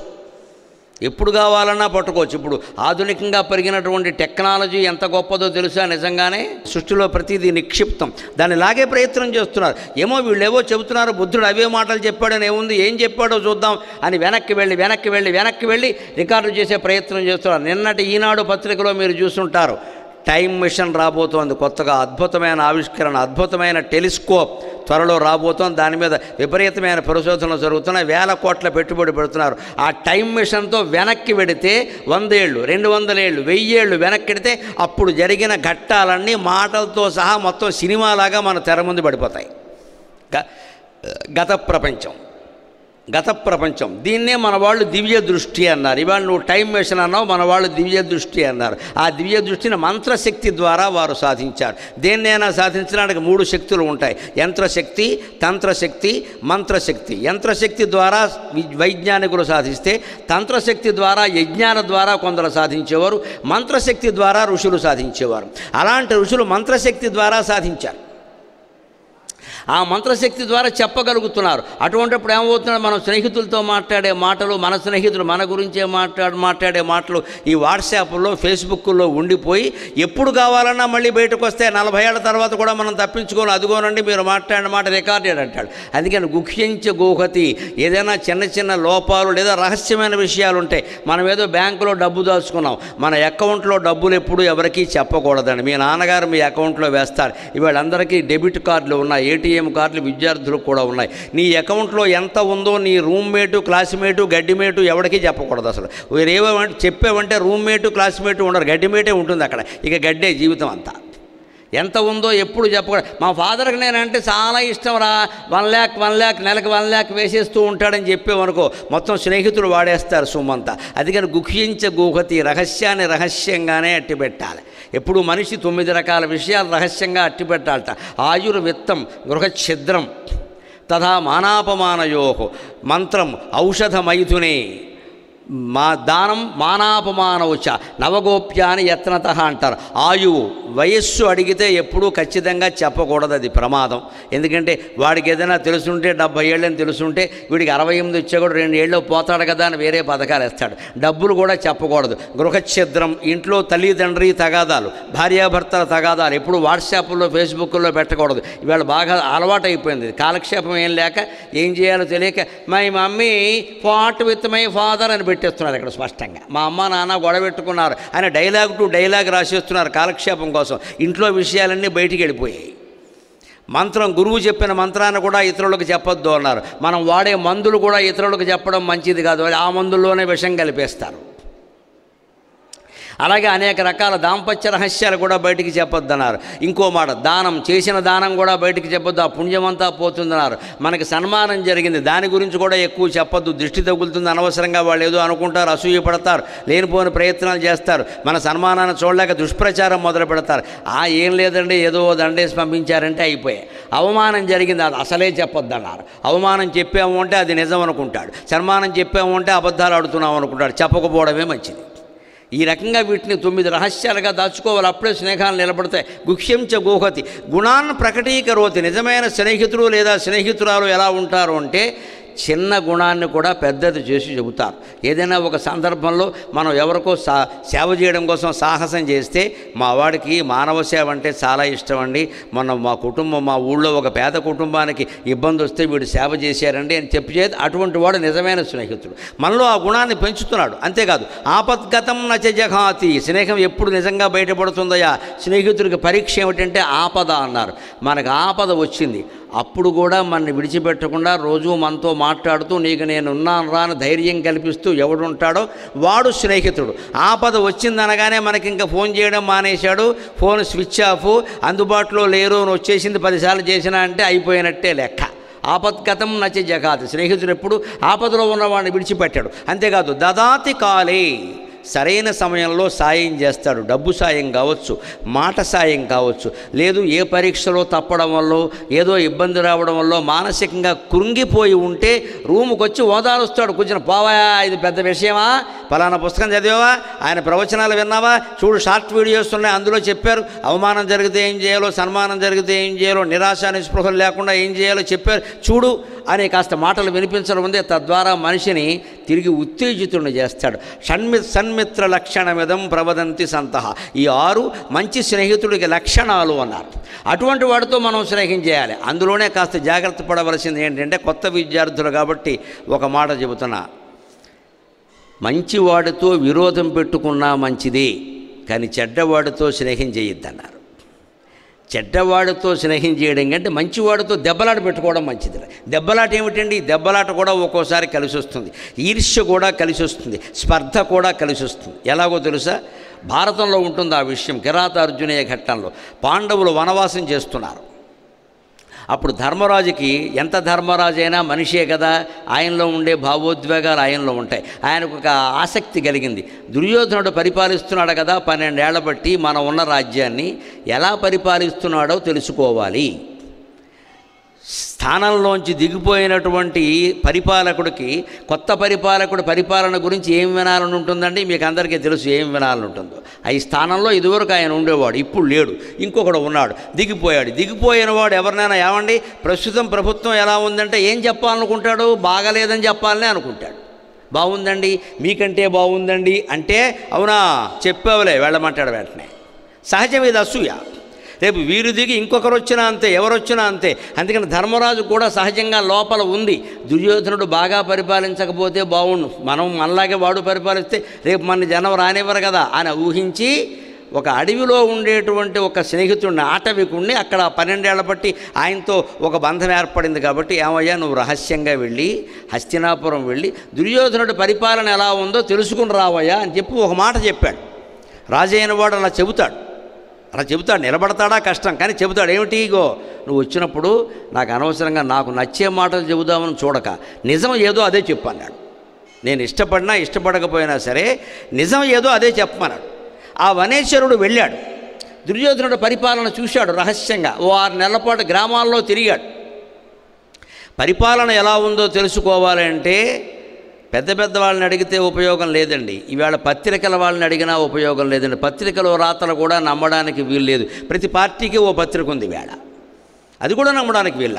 నిజంగా పరిపాలన ఎలా ఉందో తెలుసుకోవాలంటే ఆర్టీసీ బస్టాండ్లో కూర్చోవాలండి మనం వెళ్ళి. మామూలుగా ఆ బస్సు వచ్చినప్పుడు రానప్పుడు అక్కడ ఆడాళ్ళు మగాళ్ళు నిజంగా నిమ్న వర్గాల వారు ఏం మాట్లాడుకుంటున్నారో చూడాలండి, అప్పుడు తెలిసిపోతుంది.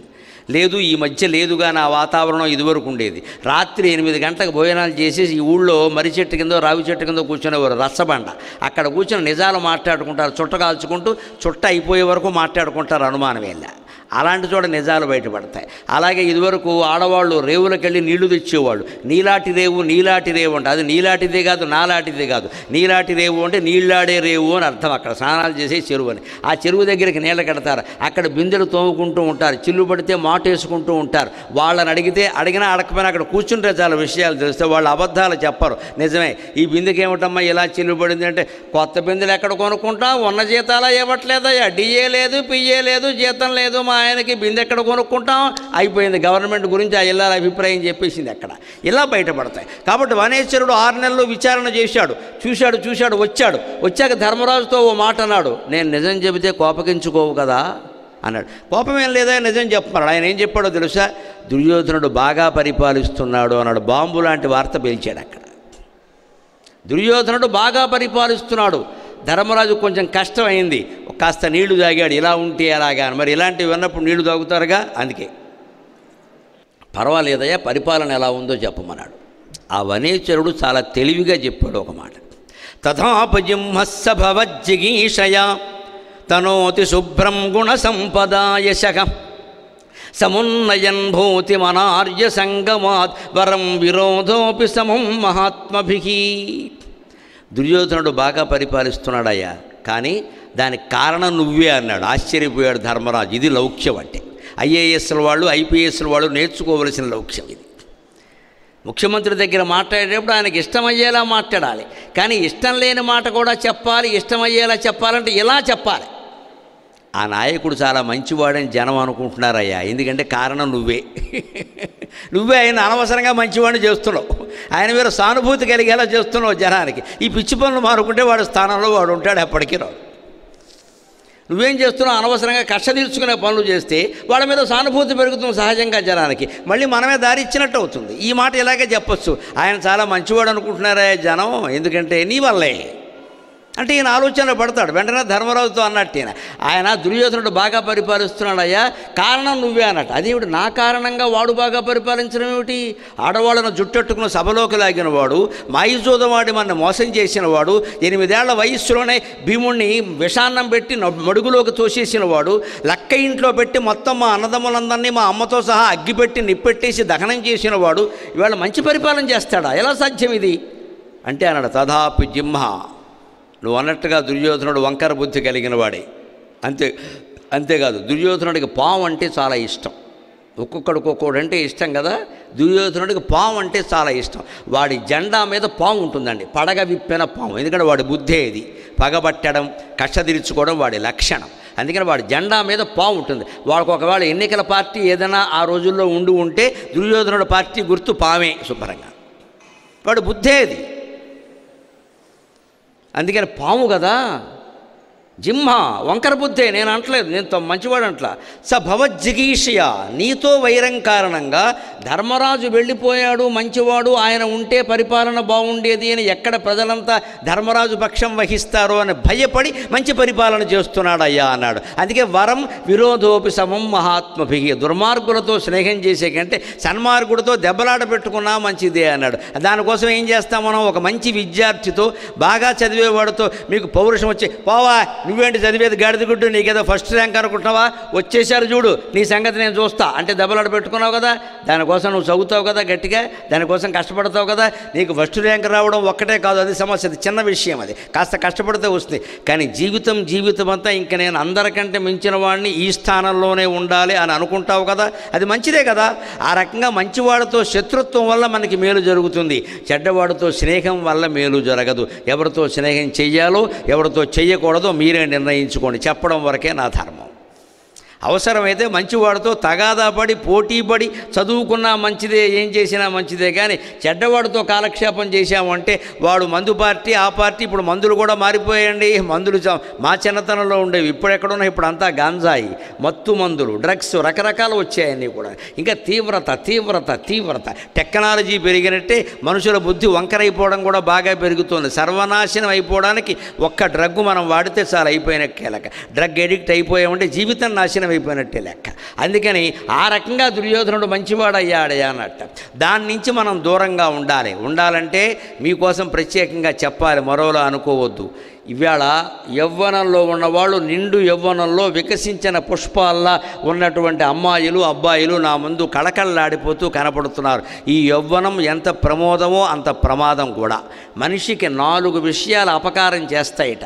ఒకటి యవ్వనం ధన సంప్రాప్తికి, ప్రభుత్వం అవివేకత, ఏకైకమప్యనర్థాయ కిము యత్ర చతుష్టయం అంటున్నాడు కవి స్పష్టంగా. ప్రాచీనమైనటువంటి మానవత్వపు విలువ చెబుతున్నాడు మనకి. అబ్బాయి నీకు అపకారం ఏం చేస్తాయో ముందు గమనించుకో. యవ్వనం అపకారం చేస్తుంది. ఎందుకని? యవ్వనంలో ఉన్నప్పుడు ఒళ్ళుపై తెలియదు, పరిగెట్టగలడు, దూకగలడు, ఏమైనా చేయగలడు, ఎవరినో పట్టుకుని 2 లాగగలడు, 2 వాళ్ళు లాగించినా తట్టుకోగలడు. మా బోటుగాళ్ళం ఏం తట్టుకుంటాం, ఎవరిని కొట్టలేం, కొట్టినా పాడలేం, 4 అడుగులు వేయలేము, 2 మెట్లు ఎక్కలేం. వయస్సు పెరుగుతున్న కొద్దీ అన్ని ఇబ్బందులు వస్తాయి. అందుకని యవ్వనం ముందు మనిషికి ఒక గర్వాన్ని కలిగిస్తుంది. ఆడపిల్లకి యవ్వనంతో పాటుగా రూపురేఖలు మారుతాయి కాబట్టి సౌందర్య గర్వం కలుగుతుంది వెంటనే.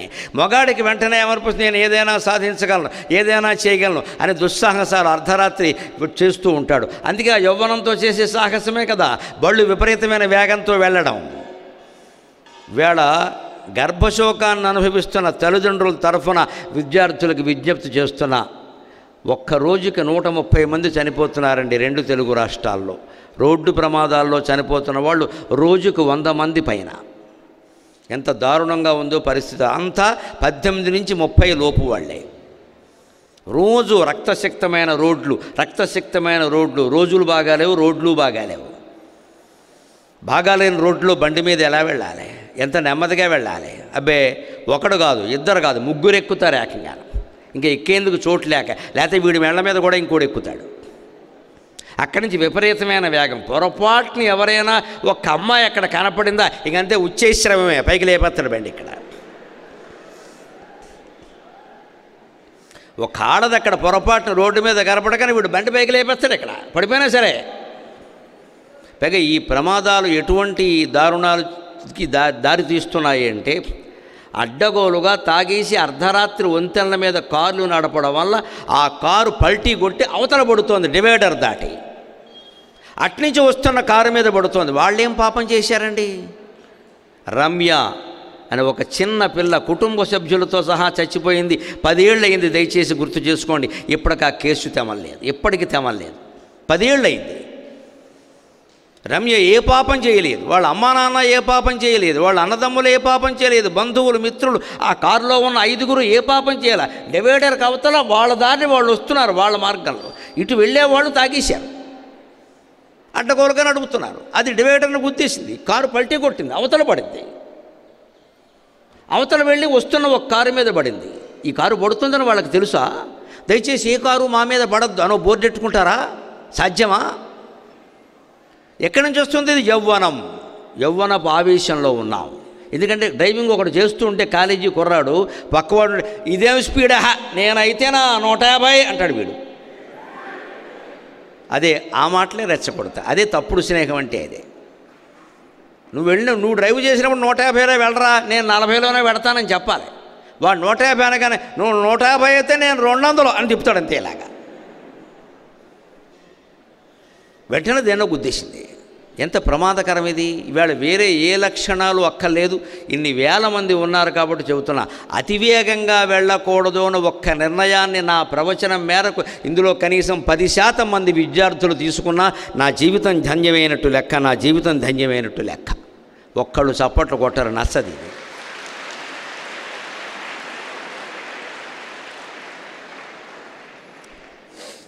అందుకే నేను అమ్మాయిలకు విజ్ఞప్తి చేస్తున్నా. వేగంగా డ్రైవింగ్ చేసేవాడిని అవ్వండి, నేను పెళ్లి చేసుకొని నియమం పెట్టుకున్నామా, అప్పుడు ఖచ్చితంగా మొగాళ్ళు మారతారు. తెలుగులే ఆ ఖాయమే కదా. మనం ఏడాది కాగానే మనం వెనకాల పడుతూ ఉంటారు కదా, ఐ లవ్ యూ ఇదో పాట కదా. ఇక్కడ పెళ్ళయ్యాక 6 నెలల్లో మారిపోతాడు ఈ సన్నాసి, అనుమానం ఏం లేదు, గుర్తుపెట్టుకోండి. నాకు నిజాలు మాట్లాడడం అలవాటు. పెళ్ళయ్యాక 6 నెలలకు మారిపోయి, ఎందుకంటే అప్పటికి ఇంకా 2-3 ఉన్నారు, వీడికి నీకు తెలియదు, అమాయకురాలివి. అందుకని పెట్టాల్సిన సరత ఏమిటో, నువ్వు బండి మీద ఎడుతుంటే చూశాను, అడ్డగోలుగా పోతున్నావు, అది మానే ముందని చెప్పాలి. చక్కగా గౌతమ బుద్ధుడిలాగా 2 బండి నడుపుతాడు. ప్రాణాలకు ప్రమాదం తెచ్చుకుంటున్నారే. పైగా ఇంటి దగ్గర వాళ్ళ గురించి ఒకసారి ఆలోచించండి. బండి ఎక్కగానే గుర్తు రావలసింది తల్లి తండ్రి. కడుపు చించుకుని మన్నగన్న తల్లి గుర్తొస్తే ఎవడో అతివేగంతో వెళ్ళాడు. ఆవిడ కూడా ఒకసారి ఆలోచించండి, నాకు ఇప్పుడు తోస్తోంది. రోడ్డు ఎక్కగానే అతివేగం అనుకున్నారు కదా, కడుపులో మనం పడగానే అతివేగం అనుకుని నెల్లాళ్ళకే ఆవిడ కడుపు చీల్చుకుంటే ఏమయ్యేదండి? చచ్చేవాళ్ళం కదా. పసిగుడ్డు పుట్టాల్సిందే కదా, కాళ్ళు చేతులు లేకుండా.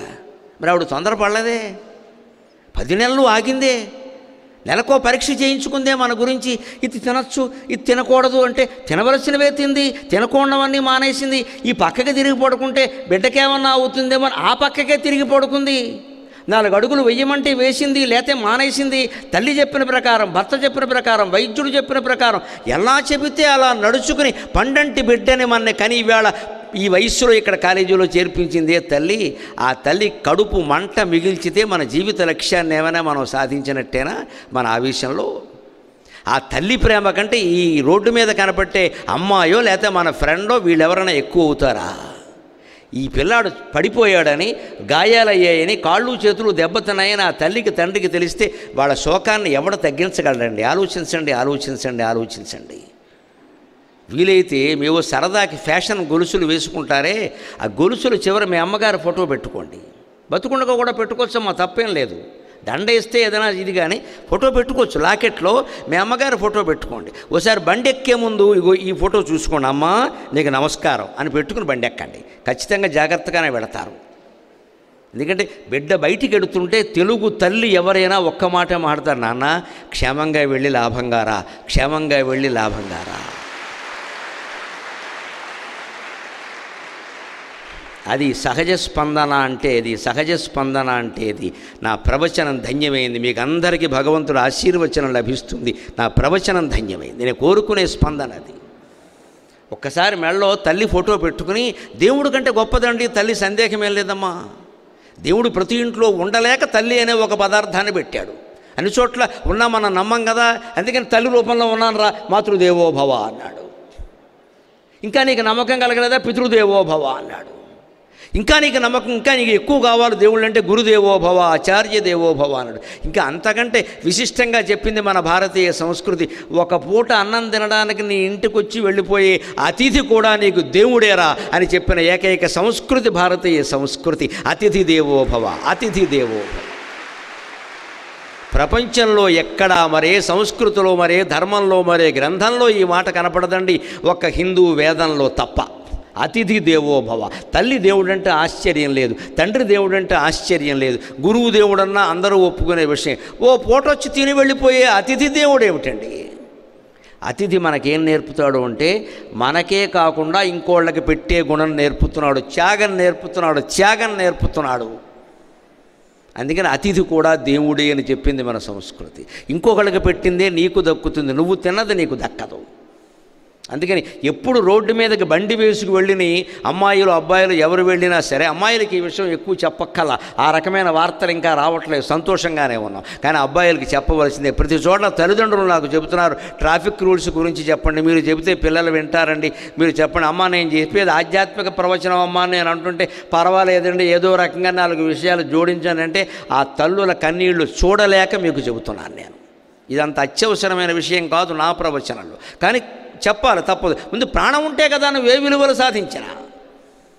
అందుకని రోడ్డెక్కే ముందు, బండి ఇలా కిక్కు కొట్టి స్టార్ట్ చేసే ముందు మెడలో ఉన్నటువంటి తల్లి లాకెట్కి ఒక్కసారి అమ్మ జాగ్రత్తగానే పెడతానే అని వెళ్ళండి, పర్వాలేదు. వెనకాల ఇద్దరున్నా పర్వాలేదు, 3 అవసరం ఏమిటి, 6 అవసరం ఏమిటి, బండి పరిమితి ఏమైంది? ఎందుకంటే వెనకాల తల్లి మనకు చెబుతోంది. భారతీయ సంస్కృతుల మాట టాటా అన్నం, చీరియో అన్నం, ఎదవ మాటలన్నీ ఇప్పుడు వచ్చే అర్థం లేని మాటలు. ఈ ఇదివరకు నుంచి ఇప్పటివరకు, ఇప్పుడైతే నాకు తల్లి లేకపోవచ్చమ్మా, దురదృష్టవంతుణ్ణి, నా శ్రీమతి ఉంది కదా, నిన్న కూడా బయలుదేరి వస్తుంటే క్షేమంగా వెళ్ళి లాభంగా రండి. శ్రీమతి అంటే మరో తల్లి, అనుమానం ఏముందమ్మా? తల్లి తర్వాత తల్లి ఎవరంటే భార్యే. అంటే ఏమిటి? నా ప్రాణానికే ఆవిడకే లంకే. నేను ఇక్కడికి వచ్చి మళ్ళీ సాయంత్రం బండికి వెళ్ళి రాత్రి 10:30కి ఇంటికి వెళ్ళి ఆవిడ కనిపించే వరకు ఇలాగే ఉంటుంది ప్రాణం. ఏమో ఎక్కడికో వెళ్ళారు, అసలే రోజులు బాగాలేవు, ఒమిక్రాన్ అంటున్నారు, అది అంటున్నారు, ఇది అంటున్నారు అని ఉంటుంది కదా. నేను బాగానే ఉన్నాను శారద, నేను బాగానే ఉన్నాను, ఒకసారి ఫోన్ చేస్తే సంతోషిస్తుంది. అంటే భార్య అంటే ఎవరు? మరో తల్లి. ఇది సంస్కృతి. మనం కాపురం చేసే మనిషి కూడా మనకు తల్లి. ఎందుకంటే తల్లి ఏం కోరుతుందో భార్య అదే కోరుతోంది. ఇక్కడ తేడా ఏం లేదు. క్షేమం లాభం ఇంకేం అక్కర్లేదు వాళ్ళకి. లాభం అంటే డబ్బులు కాదండి, అపార్థం చేసుకోకండి.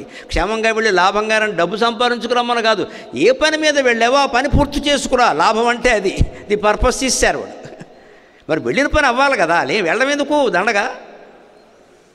అందుకని వెళ్ళిన పని అవ్వాలి. ఎందుకంటే క్షేమంగా వెళ్ళి లాభంగా రా. వెళ్ళేటప్పుడు క్షేమం ముఖ్యం. ఎందుకంటే మన ప్రాణాలు మనం కాపాడుకోకపోతే పని అవ్వడం ఏంటంటే ప్రాణం అయిపోయింది కదా.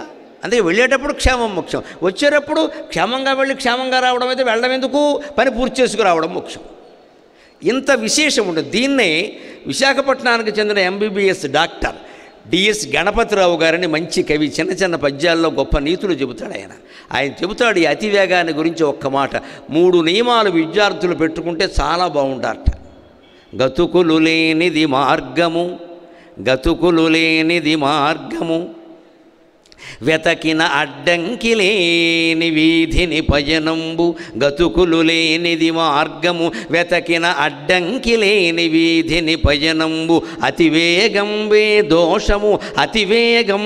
దోషము, గతి చెడి సంద్రాన పడుట గ్రహపాటు రవి.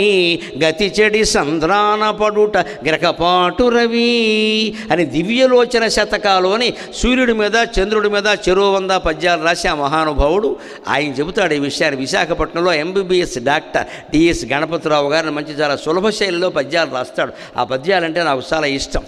గతుకులు లేని మార్గం వెతుక్కోవాలి. ఇది ప్రయాణానికి కాదండి, జీవితానికి కూడా ఉపయోగపడుతుందండి. గతుకులు లేనిది మార్గం. ఇవే నిజమే. ఇవాళ రోడ్లన్నీ చాలా పాడైపోయి ఉన్నాయి, అనుమానమే లే. కానీ అందులోనే కాస్త మంచి దారి వెతుక్కోవాలి. ఇది పాడైంది కానీ ఇంకొంచెం దూరం వస్తే మీరు 2 కిలోమీటర్లు ఎక్కువ అవుతుందండి, పర్వాలేదు, మీరు అలా వెళ్ళొచ్చంటే వెళ్ళాలి.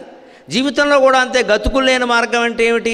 సుఖంగా జీవితం గడిపోయే విధానం చూడాలి తప్ప ప్రతిదానికి దుస్సాహసాలు చేయకూడదు. మన ఊళ్ళో మనం ఉండి మన వ్యవసాయం మనం చేసుకుంటూ 10 ఎకరాల పొలం ఉండి ఇంట్లో సుఖంగా ఉండగలం. ఎందుకంటే బొంబాయి వెళ్ళడం, బెంగళూరు వెళ్ళడం, ఉద్యోగాలు చేయడం పని లేక, వర్క్ ఫ్రమ్ హోమ్ అని అంతా ఇంట్లో పని అంటే ఏమిటో తెలుసా? మన దద్దిన మనమే ఇంట్లో పెట్టుకున్నట్టే లెక్క. ఇక్కడ ఇంట్లో పని ఏదో సుఖం అనుకోకండి, డబుల్ పని అయిపోయింది, రెట్టింపు అయిపోయింది ఇక్కడ. ఎందుకంటే ఏమనంటే ఇంట్లోనే ఉన్నారుగా, ఇంట్లో ఉన్నాం కాబట్టి అన్నం తిన్నప్పుడు నీళ్లు తాగినప్పుడు జీతం మాత్రం అదే ఇస్తాడు, కొత్తగా ఏం పెంచడం. ఏ వ్యాధి వచ్చినా, ఏ టెక్నాలజీ పెరిగినా, ఏదొచ్చినా మన ప్రాణం మీదకి వస్తుంది, గమనించండి. ఎందుకంటే మనుషుల్లో మానవత్వం లేదు. విద్యా సంస్థలు పెట్టి 1000 కోట్లు సంపాదించిన మహానుభావులు కూడా కరోనా కాలంలో ఉపాధ్యాయులకు జీతాలు ఇవ్వలేదమ్మా, తీసేశారు. కొంతమందికి సగం ఇచ్చారు. వాళ్ళ బతుకులు బతకద్దా, వాళ్ళు ఇంటెద్దు కట్టద్దా, వాళ్ళు కిరాణా సామాన్లు కొనుక్కోవద్దా, పిల్లలకు వైద్యం చేయించుకోవద్దా? పైగా కరోనా రోజుల్లో ఎక్కువ ఖర్చు అవుతుందా, అప్పుడే జీతాలు తగ్గిస్తారా? పోనీ మనం ఏమైనా సంపాదన లేకుండా ఉన్నామా?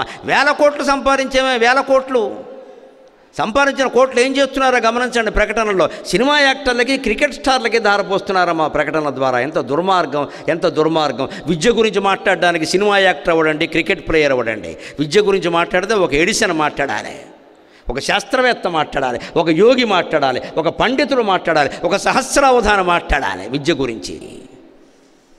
ఇలా చూపించి అలా చూపించి మనకి ఇక్కడ ర్యాంకులు ఎక్కడ? వాళ్ళు కోట్లు ఇస్తారు పట్టుకెళ్ళి, ఉపాధ్యాయులకి జీతాలు ఇవ్వరు, తీసిపారేస్తారు. పైగా హోల్డ్ ఆన్, అదో విద్య నేర్చుకున్నారని ఆర్టీసీ బస్సు నుంచి. హోల్డ్ ఆన్ అంటే నేను అలా అట్టి పెట్టాం, పిలుస్తామో లేదో తెలియదు, నువ్వు మాత్రం ఎక్కడికి వెళ్ళడానికి వెళ్ళేది, అయిపోయింది ఇక్కడ.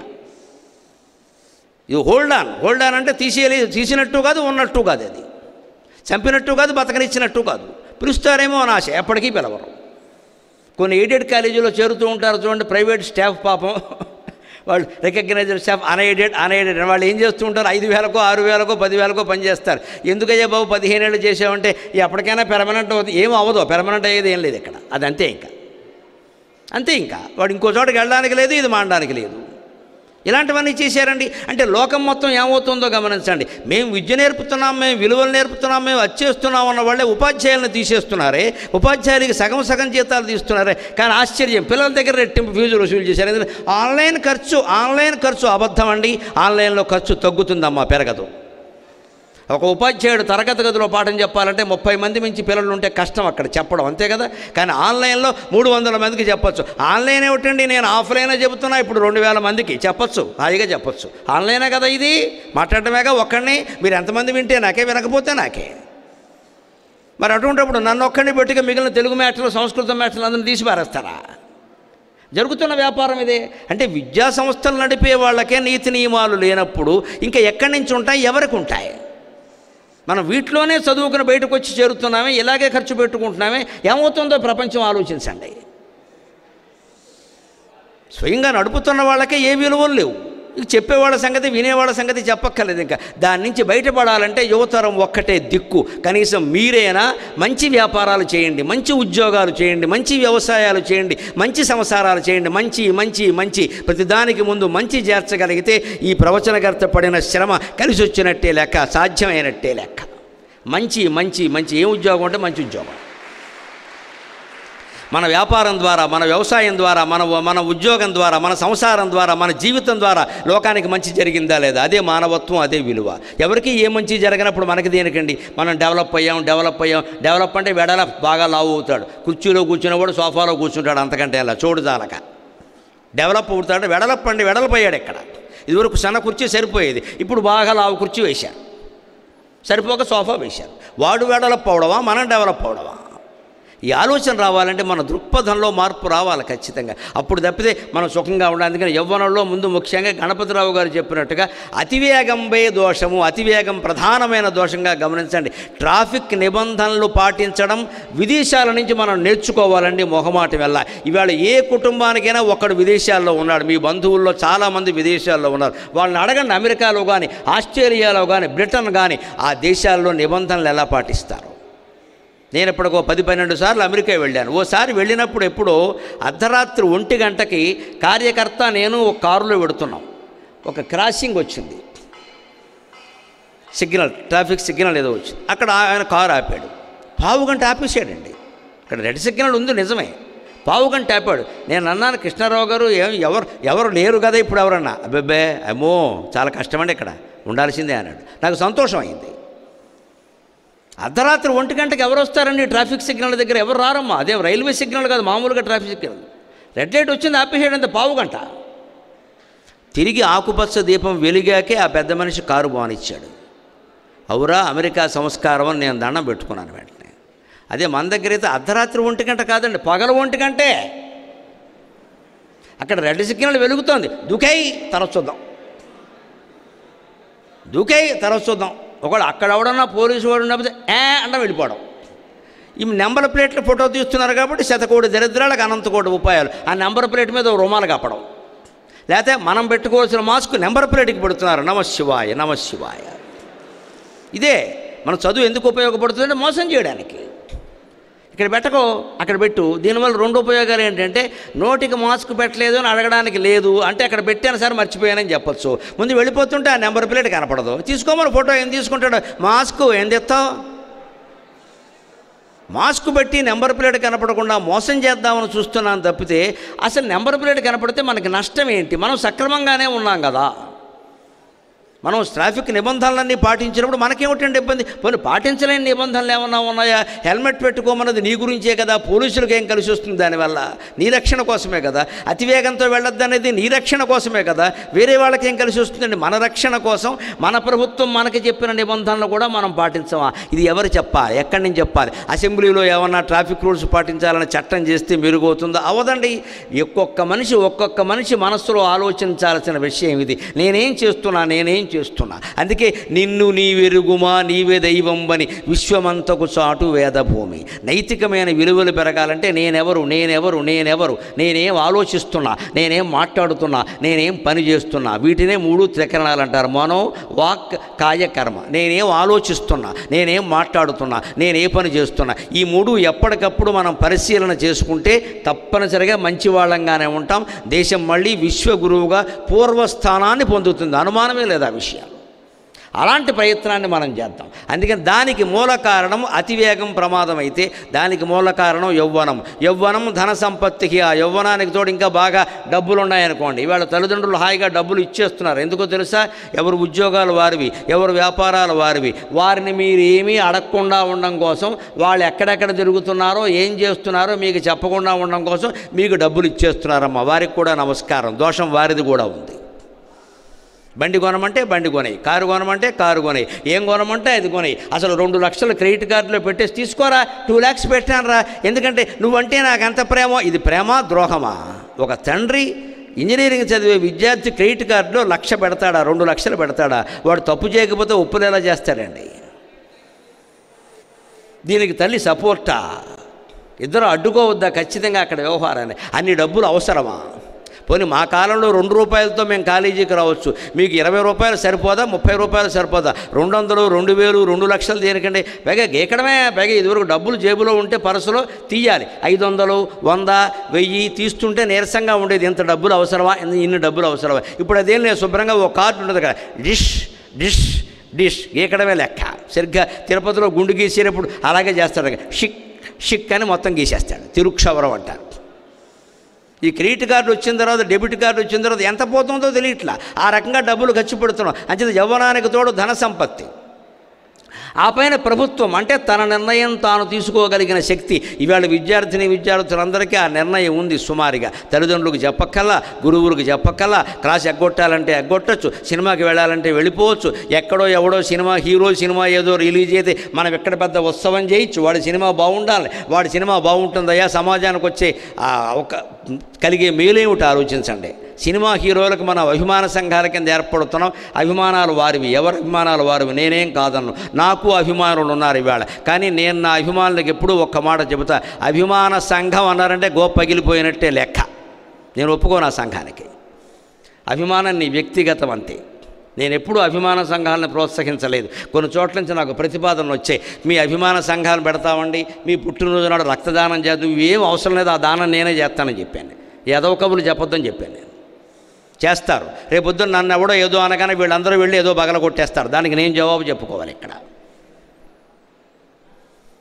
అంచేత అభిమాన సంఘాల పనే లేదండి. సినిమా యాక్టర్లు నటన గురించి అభిమానిస్తాం, ఇంక దేని గురించి అభిమానించక్కల. ఆ అభిమానించేది బయట, కళాశాలలో కాదు.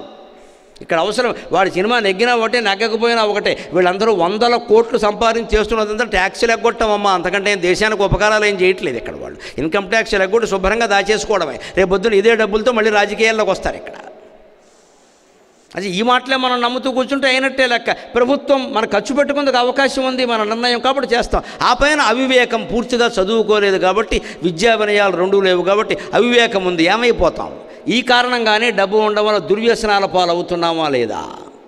కళాశాల దశలో ఉండగానే గంజాయి పార్టీలు, మందు పార్టీలు, మత్తుమందు పార్టీలు, రహస్యంగా జరిగే పార్టీలు ఎలా వస్తాయండి? మీ ప్రిన్సిపాల్ కాదు కదా, డైరెక్టర్ కాదు కదా, బ్రహ్మ విష్ణు మహేశ్వరులు ముగ్గురు వచ్చి త్రిమూర్తులు కాలేజీని పరిపాలన చేసినా నీ మనస్సును నువ్వు పరిశీలించుకోకపోతే, నీ మాటలు నువ్వు పరిశీలించుకోకపోతే, నీ పనులను నువ్వు పరిశీలించకపోతే no God can save you. ఏ దేవుడు కూడా నిన్ను రక్షించలేడు. గ్రహించాలి, గ్రహించాలి, గ్రహించాలి, అంతే లెక్క. మన ప్రవర్తనకి మనం బాధ్యులం. అది లేకుండా ఉండాలంటే ఒకటే లెక్క. మనం మధుసేవ అని ఒక నాటకం ఉంది, కాళ్ళకూర నారాయణరావు గారు చెబుతాడు మహానుభావుడు. దూది బొంగ నరుడు దుర్వ్యసనమ్ములు అగ్గి ఓలేవా అని బుగ్గిసేయు అంటాడు. మనిషి ఎంత గొప్పవాడైనా, ఎలాంటి వాడంటే ఎంత జ్ఞానం ఉన్నా సరే, ఎంత విద్యావంతుడైనా సరే, దూది బొంగ, దూది పింజ లాంటి వాళ్ళమండి మనం. దుర్వ్యసనం ఎలాంటిది? అగ్ని లాంటిది. దూది పెద్ద, ఈ హారు ఎంత ఉందో అంత దూది మేటు ఇక్కడ పెట్టండి. మీరు పెద్ద గడ్డి మేటులాగా దూది మేటు పెట్టండి, దూది కుప్ప. గుంటూరులో చేలల్లో పండే పత్తి అంతా పట్టుకొచ్చి ఇక్కడ పెట్టండి. అంత దూది కుప్ప అంటుకోవడానికి ఇంత నిప్పు రవ్వ చాలు, వేరే ఒక్కల నిప్పు రవ్వ చాలు. నిప్పు అగ్గిపుల్ల గీయక్కల నిప్పు రవ్వ, ఒక్క రవ్వ దూదిలో పడిందంటే టప టప టప టప టప మొత్తం ఇంత మేటు, ఈ హాల్ అంత పొడుగు వెడల్పు ఉండేటువంటి దూది కుప్పని నాశనం చేస్తుంది. ఒక్క దుర్వ్యసనం మన మనస్సులో ప్రవేశించింది అంటే, తాగుడు కానీ, పేకాట కానీ, రకరకాల జూదాలు కానీ, పందాలు కట్టడాలు కానీ, లేదు సైబర్ మోసాలకి పాల్పడడం కానీ, వాటికి గురవ్వడం కానీ జరిగిందంటే జీవితం నాశనం అయిపోయినట్టే లెక్క. ఇక్కడే ఇంకొక విషయంలో మీరు జాగ్రత్తగా ఉండాలి. నేను మొదటే ప్రస్తావించాను, కానీ యవ్వనంలో ఉన్న విద్యార్థులు కాబట్టి మరొకసారి ప్రస్తావిస్తున్నా. లోకంలో అనేక బంధనాలు ఉన్నాయి మనకి. తల్లి బంధం, తండ్రి బంధం, అన్నదమ్ముల బంధం, అప్పచెల్లెళ్ళ బంధం, గురువులతో స్నేహ బంధం, మిత్రులతో బంధం అనేక ఉన్నాయి.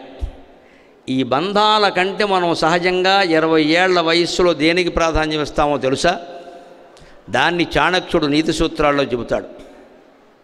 బంధనాని ఖలు సంతి బహూని ప్రేమరజ్జు దృఢబంధనమేతతు అన్యతు. బంధనాని ఖలు సంతి బహూని ప్రేమరజ్జు దృఢబంధనమన్యతు. దారుభేద నిపుణోపి షడంఘ్రిః, దారుభేద నిపుణోపి షడంఘ్రిః. నిష్క్రియో భవతి పంకజకోశే, నిష్క్రియో భవతి పంకజకోశే. ఈ వయస్సులో మనని పాడు చేసేటువంటి ఒకే ఒక బంధం లైంగిక ఆకర్షణ బంధం. దాన్ని ప్రేమ అంటారు, పొరపాటు మాట. అది కేవలం కామవాంఛ. ప్రేమ ఎప్పుడవుతుంది అంటే ఖచ్చితంగా ఒకరి పట్ల మనకేదో సేవ చేయాలి, వారికి ఏదో ఉపకారం చేయాలనే ప్రతి ప్రేమ ఎప్పుడవుతుంది అంటే, ఆ దారిలో ఓ కుక్క పిల్ల వెళ్ళిపోతుంటే దాని కాలు విరిగిపోతే అది నడవలేక నానాయాతన పడుతుంటే దాన్ని ఎత్తుకెళ్ళి అక్కడెక్కడైనా చేరుద్దామని ఉందే, అది ప్రేమ. దాన్ని ప్రేమ అంటారు. అక్కడ వేరే వాంఛలకు అవకాశం లేదు. ఆ కుక్క జీవంలో నేనుంటే, నా జీవంలో అది ఉంటే దానికి దుఃఖం ఉండేది కాదు కదా. ఇలా ఆలోచించిన వాడిని గౌతమ బుద్ధుడు అంటారు ఖచ్చితంగా. ఆ కుక్క శరీరంలో నేనుంటే ఆ కుంటితనం నాదే కదా, ఆ ఇబ్బంది నాదే కదా. నా శరీరంలో అది ఉంటే నేను అనుభవిస్తున్న సుఖం అది అనుభవించేది కదా. ఇలా ఆలోచించడం ప్రేమ. అంతేగాని వయస్సులో ఉన్న అమ్మాయి వెనకాలబడ్డం, వయస్సులో ఉన్న అబ్బాయి వెనకాలబడ్డం ప్రేమ అన్నారు. పైగా ఈ కామవాంఛ, ఈ ఆకర్షణ ఎంత నాశనం చేస్తుంది అంటే, తుమ్మెద ఉదాహరణగా చెప్పారు. మీరు ఎప్పుడైనా వుడ్ వర్క్ జరుగుతున్న చోటుకి వెళ్ళండి. పెద్ద పెద్ద కలప ఉంటాయి కదా, దుంగలు, పెద్ద పెద్ద దూలాలు, వాసాలు చెక్కుతూ ఉంటారు కదా, రంపాలు పెట్టి కోస్తూ ఉంటారు, జరుగుతుంది. వుడ్ వర్క్ అంటారు. ఆ కలప పని జరిగే చోటుకి వెళ్ళండి. వాటిని కొట్టేసే పురుగు ఉంటుంది, అదే తుమ్మెద.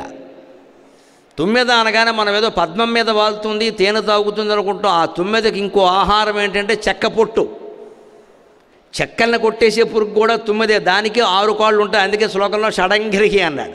6 కాళ్ళు ఉంటాయి. చెక్కల్ని కొట్టేది కూడా అదే. తుమ్మెదకి ఎంత బలమైన కాళ్ళు, బలమైన నోరు ఇచ్చాడు భగవంతుడు. ఆ ముక్కు తొండంలా ఉంటుంది కదా, ఆ తొండం ఎంత బలమైందంటే చెక్కని కొట్టేయగలదు. అది చెక్క కొయ్య ఎంత గట్టిగా ఉంటుందండి. ఎవడైనా హృదయంలో జాలి లేకపోతే కొయ్య బారిపోయాడంటాం మనం, కొయ్య బండరాయి అంటాం, అంతే కదా. కానీ తుమ్మెద ఆ చెక్కని దొలిచేయగలదు. దాని ముక్కు అంత సూదిగా ఉంటుంది. దారుభేద నిపుణోపి షడంఘ్రిః. చెక్కని సైతం కొయ్యని సైతం దొలిచేయగలిగిన ముక్కు తొండం కలిగినటువంటి తుమ్మెద నిష్క్రియోభవతి పంకజకోశే. పద్మంలో ప్రవేశించగానే ఆ తేనె మత్తుకి, తేనె సుగంధానికి లోనైపోగానే ఇంత బలం కలిగిన తుమ్మెద, చెక్కని కూడా దొలిచేయగలిగిన బలం కలిగిన తుమ్మెద పువ్వు మధ్యలో పడి చచ్చిపోతుంది. చచ్చిపోవడం ఎలా జరుగుతుందండి? పద్మంలో తుమ్మెదలు వాలినప్పుడు మనం సాధారణంగా గమనించాం. మనకు అంత శ్రద్ధ ఎక్కడది? ఉదయం ఎప్పుడైనా ఓ చెరువు గడితే కనపడే దృశ్యం ఇది. ఎక్కడ దీన్ని మనం సినిమాల్లో చూడాలి, టీవీలో చూడాలి, తప్పితే మామూలుగా చూడాలి. కానీ రమ్యమైన దృశ్యం. తుమ్మెద పద్మంలో వాలినప్పుడు పద్మం విచ్చుకుని ఉంటుంది, లోపల కేసరాల దగ్గర మకరందం ఉంటుంది. ఆ మకరందం సేవిస్తూ సేవిస్తూ ఏం చేస్తుంది తెలుసా? ఆ మత్తుకు లోనైపోయి మత్తు మందుకు లోనైన విద్యార్థిలాగే సాయంత్రం వరకు ఉండిపోతుంది అక్కడ. మత్తులో పండివాడు ఇంక లేవడు, కాలేజీ లేదు, ఉద్యోగం లేదు, పెళ్ళైతే సంసారం కూడా లేదు. పైగా దానికోసం తల్లిని చంపేద్దామా, తండ్రిని చంపేద్దామా, దొంగతనం చేసేద్దామా, ఏం చేసేద్దామా?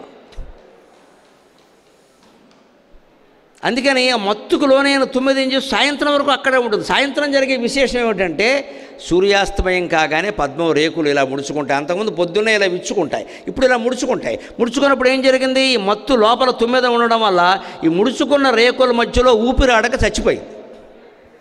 సరిగ్గా దాని వ్యసనం దాన్ని ఎంత పాడు చేసిందో చూడండి. అలాగని తుమ్మెదను మీరు తేనె తాగద్దని అంటారు, తాగాలి, దాని ఆహారం అది. తుమ్మెదలు తేనె సేకరించి తేనె పట్టులో పెట్టకపోతే మనకు కూడా ఎక్కడ తేనె దొరకదు. మనమేం కొత్తగా తేనె ఏం తయారు చేయట్లేదు. ఎక్కడ తేనె పట్టు నుంచి మనం సేకరించాం. తేనె పట్టులోకి ఎలా వచ్చింది? తుమ్మెదలు సేకరించి పెట్టే. ఆ తుమ్మెదలు సేకరించాలి తేనె, కానీ ఎక్కడ ఆగిపోవాలి? అందులో ప్రవేశించాక 4 బొట్లో 5 బొట్లో తేనె తాగిన తర్వాత జుమ్మన నాదం చేసుకుంటూ వెళ్ళిపోవాలి. అది తెలివైన తుమ్మెద లక్షణం. తెలివిలేని తుమ్మెద ఏం చేస్తుంది? అన్ని పువ్వులు ఎవడ దొరుకుతాడు, అక్కడెక్కడో ఇంకో పువ్వు ఉంది, అక్కడికి ఎవడ పోతాడు, మధ్యలో ట్రాఫిక్ కూడాను అనవసరంగా ఎందుకు వచ్చింది అని ఇందులోనే ఉంటుంది. ఇలాగా ఈ మత్తులో పడిపోయి కొట్టుకుంటూ ఉంటే ఈ లోపు ఏమైంది? సూర్యాస్తమయం అయింది, పువ్వు రేకులు ముడుచుకుపోయాయి, ఆ మధ్యలో ఊపిరాడక చచ్చిపోయింది, తెల్లారేసరికి పోయింది. సరిగ్గా రకరకాల ప్రేమ బంధాల్లో పడితే మనము అంత ఎంతో గొప్పగా విద్యార్థులు మీరు ఇక్కడికి వచ్చినప్పుడు మగపిల్లలు ఆడపిల్లలు కూడా తల్లిదండ్రులు మీకు చాలా చెప్తారు, చాలా కష్టపడ్డామమ్మా, పాలెమ్మాం, పొల్లమ్మాం, పొడకమ్మాం, పెరుగమ్మాం, జీవితం అమ్మేసామమ్మా, నీ చదువు కోసం అప్పులు కూడా చేసామమ్మా, ప్రైవేట్ కాలేజీ అమ్మ బోర్డు కట్టుకోవాలి, జాగ్రత్తగా చదువుకోమ్మా అని పంపించారు. ఆ అమ్మాయి ఇక్కడికి వస్తుంది, చేరుతుంది, ఓ 2-3 నెలల పాటు అంతా బాగానే ఉంటుంది. ఈ లోపు ఎవడో శనికొద్దీ పనికి మాలిన వాడు ఒకడు దొరుకుతాడు. వాడెవడో సినిమా హీరోలో ఉన్నాడని అనిపిస్తుంది. దానికి తోడు వాడు ఇలాగా ఇంకా ఒక పుస్తకం ఒకటి వేలాడేసుకుని తిప్పుతూ ఏవో మాటలు మాట్లాడుతూ ఉంటాడు వాడు. ఈ అమ్మాయి వెంటనే ఐసేయి అట్టయి రొట్టెయి బట్టయిపోయినట్లు లెక్క. ఒక మాట మాట్లాడగానే అయిపోయినట్టే, పడిపోయింది అంతే. ఇంక చదువు పోయింది, తల్లి లేదు, తండ్రి లేదు, ఏ బంధాలు లేవు. ఇంకా నేను వాడినే చేసుకుంటా, ఏమీ అంతరాలు లేవు, కులం తెలియదు, మతం తెలియదు, ప్రాంతం తెలియదు, అసలు వాడు మొగాడో కాదో తెలియదు, వాడికి డబ్బు ఉందో లేదో తెలియదు, ఏ వ్యాధులు ఉన్నాయో తెలియదు, ఏమీ లేదు, నాకు నచ్చాడు అంతే లెక్క. అబ్బాయి అయినా అంతే, అమ్మాయి అయినా అంతే. ఇక అక్కడి నుంచి తల్లిదండ్రులకు పెద్ద తలనొప్పి, ఇక్కడ ఎందుకు చేర్చామా అనుకోవడం, ప్రిన్సిపాల్ గారికి చెప్పడం, మేమేం చేయమమ్మా, మేము చదువు చెబుతాం కానీ అని. ఆయన మాత్రం ఏం చేస్తారు? ఎవరైనా దయచేసి ఎవరు ప్రేమించుకోవద్దు అని అడుగడుక్కి ఓ బోర్డు పెట్టాలి ఇక్కడ. ఈ బంధాలు ఎటువంటివి అంటే తుమ్మెద చెక్కని కూడా తొలిచేయగలిగిన తుమ్మెద పద్మం దగ్గర బలహీనపడుతోంది. మనం ఎన్ని గ్రంథాలైనా చదివి ఎడిసన్ అంతటి శాస్త్రవేత్త కాగలిగిన మన బుర్రని ఈ కామ వ్యవహారాల్లో పడేయడం వల్ల బలహీనం చేస్తున్నాం ఖచ్చితంగా. అందుకని ఈ బంధనాల విషయంలో విద్యార్థులు జాగ్రత్తగా ఉండవలసిందే, మరో మాట లేదు. ముఖ్యంగా ఇటువంటి బంధనాల్లో పడవలసిన పరిస్థితి వచ్చినప్పుడు ఒక్కసారి ఆలోచించండి. అంత ప్రేమ తల్లి చూపించింది కదా, అంత ప్రేమ తండ్రి చూపించాడు కదా, పెద్ద అయిన తర్వాత వాళ్ళ పట్ల ఎలా వ్యవహరిస్తున్నారండి? కొంతమంది పేపర్లో చూడండి వస్తున్నాయి. నిన్న పేపర్లో కూడా చూశాను. 2 కొడుకులు 1 కుమార్తె ఉన్నారు. ఆయన చేసేది కూలి పనే. 2 కొడుకులు హాయిగా వేరే ఊళ్ళో ఉన్నారు, కుమార్తె వేరే ఊళ్ళో ఉంది, భార్య చనిపోయింది, 10 ఏళ్లుగా ఒంటరిగా ఉంటున్నాడు. ఈయన ఒక్కడిని రోడ్డు మీద బారేశారండి. కనీసం ఆయన చనిపోతే దహన క్రియలకు కూడా 2 కొడుకులు కుమార్తె రాలేదండి. ఈ 3 కోసమైనా వాడి జీవితాన్ని ధారపోసింది. భార్య కూడా చనిపోయింది కదా, ఆ ఒంటరిగా ఉన్న తండ్రిని చూసుకోవాలా వద్దా? రాకపోగా పోలీసులు చూసి తెలుసుకుని 2 కొడుకులకి ఫోన్ చేస్తే మాకు సంబంధం లేదు, మీరు తగలట్టేయండి అని చెప్పారట. వాళ్ళు లేకపోతే వీళ్ళు పుట్టేవాళ్ళ, పెరిగేవాళ్ళ, వీళ్ళకి పెళ్ళిళ్ళు అయ్యేవా, సంసారాలు చేసుకునేవాళ్ళ? ఉన్న తల్లిదండ్రుల పట్ల పోయిన వాళ్ళ పట్ల వ్యవహరించిన విధానమే ఇది. ఎందుకు వస్తుందో తెలుసా? పిల్లల్ని అనే ముందు పెద్దవాళ్ళ మనం కూడా ఆలోచించాలి. ఇవాళ సంస్కృతిని మీరు వస్తు వినియోగాన్ని గమనించండి. Consumption of the goods. ఇదివరకు కళాలు ఉండేవి మా కాలంలో, ఒకే కలం, 6వ తరగతి నుంచి 10వ తరగతి వరకు నేను ఒకటే పెన్ను వాడాను, మహా అయితే 2వ పెన్ను వాడేమో, అంతకంటే ఇలా. మా నాన్నగారు ఏం చేసేవారంటే పరీక్షకి వెళ్ళినప్పుడు 2వ పెన్ను ఇచ్చేవారు. ఒకవేళ మధ్యలో అది రాయకపోతే ఇది పనిచేస్తుందిరా పట్టుకెళ్ళమని అనేవారు, వాడేవాళ్ళం అంతే. 5 ఏళ్ళు ఒకటే పెన్ను అండి. 2వ పెన్ను కొనమంటే నీ చదువుకు మళ్ళీ పెన్ను ఒకటి దండగా మానే అనేవాడు ఆయన. ఆ కాలాలు వాడినప్పుడు మాకేం అర్థమైందంటే బుర్రలో అదే పెన్ను ఇంకు పోసుకుని మళ్ళీ మళ్ళీ వాడుకోవాలి అంతే.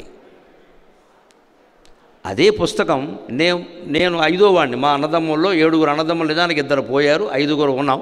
5లో నేను 5వ వాడిని, చివరి వాడిని. మా 4వ అన్నయ్య 3వ అన్నయ్య చదివిన పుస్తకాలే నేను చదువుకున్నా. కొత్త పుస్తకాలు నాకు ఎప్పుడు నా కర్మ అంతే, చివరి వాడిని కదా అందుకని.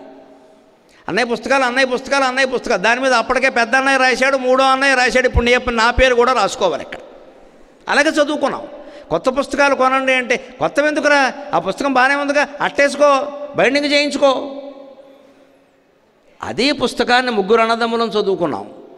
అదే కళాన్ని జీవితాంతం వాడాం. కాబట్టి మొహమాటం లేకుండా చెబుతున్నా, అదే మనిషితో జీవితాంతం కాపురం చేస్తున్నామమ్మా, అనుమానమేలా. అదే మనిషితో జీవితాంతం కలిసి ఉన్నాం. అదే స్నేహ బంధాలు కొనసాగుతున్నాయి. అదే అనే మా మనస్సులో పట్టేసిన మాట. ఇవాళ విద్యార్థుల దురదృష్టం ఏమిటంటే యూజ్ అండ్ త్రో, వాడుకో తోసేయి. వాడుట తోసివేయుట అలవాటుగా మారెను జీవితాన, కాపాడు కృతజ్ఞతల్ గణము వస్తువులైన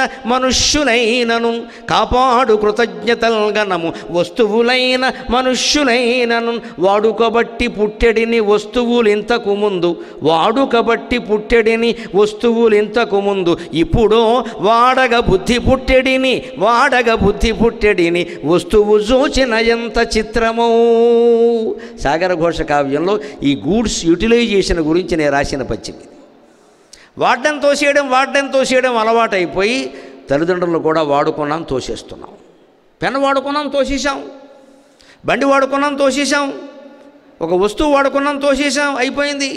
రీఫిల్లింగ్ అనేది లేదండి. చాలా వస్తువుల్లో రీఫిల్లింగ్ లేదు, మార్చేయడమే.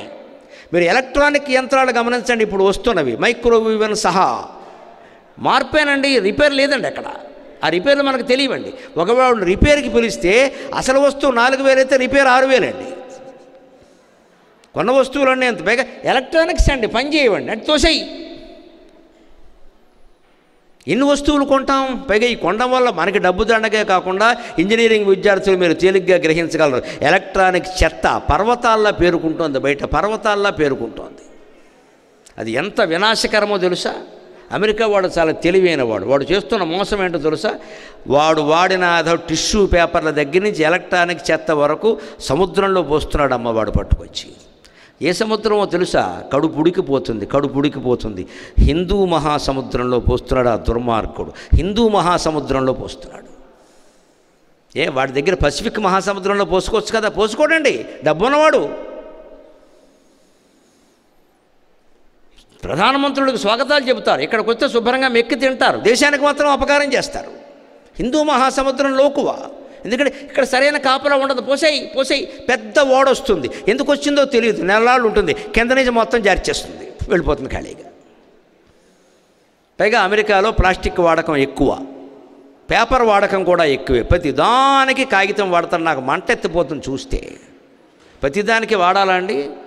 నేను చెబుతున్నా, ఇంతమంది ఉన్నారు, ఏ ఒక్కరు అర్థం చేసుకున్నా మంచిదే. నేను హోటల్కి వెడితే ఎక్కడా కాగితాలు వాడనమ్మా. ఖచ్చితంగా ప్యాంట్ వేసుకుంటే జేబు రుమాలు ఉంటుంది, లేకపోతే ఈ కండువ ఉంటుందమ్మా, ఇబ్బంది ఏం లేదు.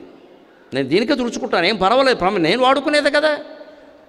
అక్కడ పేపర్ నాప్కిన్ దాన్ని మళ్ళీ అలాగా ఒక ఇడ్లీకి ఒకటి, రెండో ఇడ్లీకి ఒకటి, చట్నీకి ఒకటి, మంచినీళ్ళకి ఒకటి, మూతి మీద ఏదో ఉంది అనగానే ఇంకొకటి, 6 కాగితాలు వాడేవు. ఒకటి తిన్నదేమో 6 ఇడ్లీ.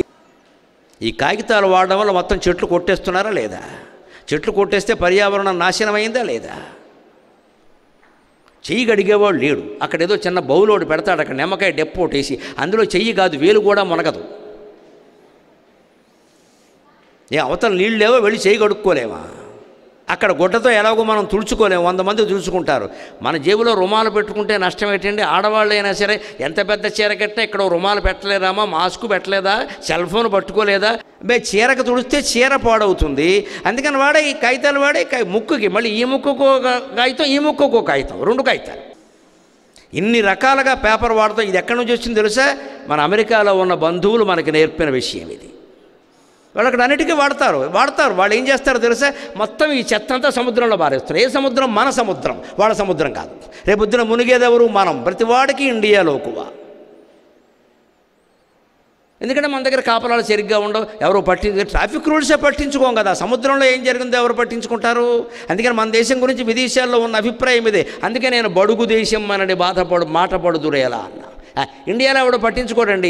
ఎంత అవినీతి అయినా పర్వాలేదు, ఎంత చెత్త అయినా పర్వాలేదు, ఏం పర్వాలేదు, తోసేయండి, చెత్త అంతా ఇండియాకి తోసేయండి. ఇండియాలో ఉండే క్రీమ్ మాత్రం వాళ్ళు లాక్కుంటారండి. ఇక్కడ ఒక గొప్ప డాక్టర్ని, గొప్ప ఇంజనీర్ని, గొప్ప శాస్త్రవేత్తని వాళ్ళు లాక్కెళ్ళిపోతారు లక్షల జీతాలు ఇచ్చి. మనం ఇక్కడ ముష్టెత్తుకోవాలి కూర్చుని ఇక్కడ. అందుకని ఈ సందర్భంగా విద్యార్థులకు ఒక విజ్ఞప్తి చేస్తున్నా. మీ చదువులతో పాటు దేశభక్తి చాలా ముఖ్యం. మీరు ఎంత గొప్ప ఇంజనీర్ అయినా సరే, ఎంత గొప్ప శాస్త్రవేత్త అయినా సరే, మీ సేవలు భారతదేశానికి మాత్రమే వినియోగపడేలా నిర్ణయించుకోండి. భారతదేశానికి మాత్రమే వినియోగపడాలి.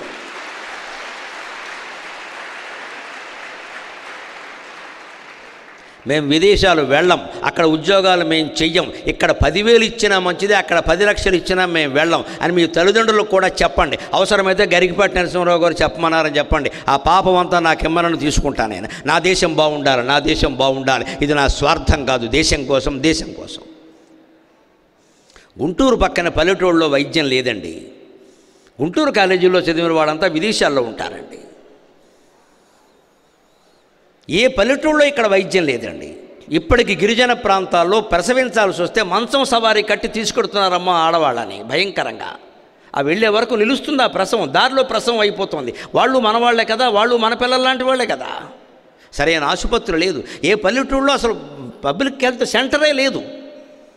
అన్నిటికీ ప్రభుత్వం అని అనకండి. ఏ ప్రభుత్వం వచ్చి చేసేది ఏం లేదు మనకి. మనం ఏం చేస్తున్నాం?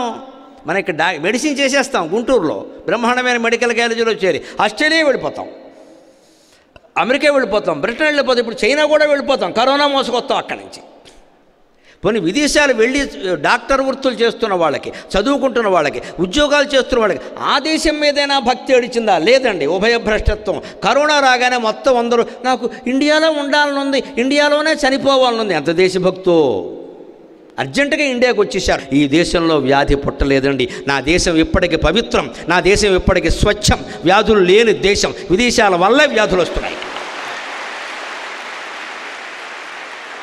కోటీశ్వరుడు ఎలాగోళ్ళ బతుకుతారండి, కూటికి లేనివాడు ఎలా బతుకుతాడమ్మా? వలసకు వచ్చి ఛత్తీస్గఢ్ నుంచి, ఎక్కడో మధ్యప్రదేశ్ నుంచి, ఉత్తరప్రదేశ్ నుంచి వచ్చి ఇక్కడ పనులు చేసుకుంటారే, వాళ్ళు ఎక్కడికి పోతారు, ఎలా బతుకుతారు? మాటిమాటికి గెంటేస్తే దేశం ఆలోచించవలసింది పేదవాళ్ళ గురించా, సంపన్నుల గురించా?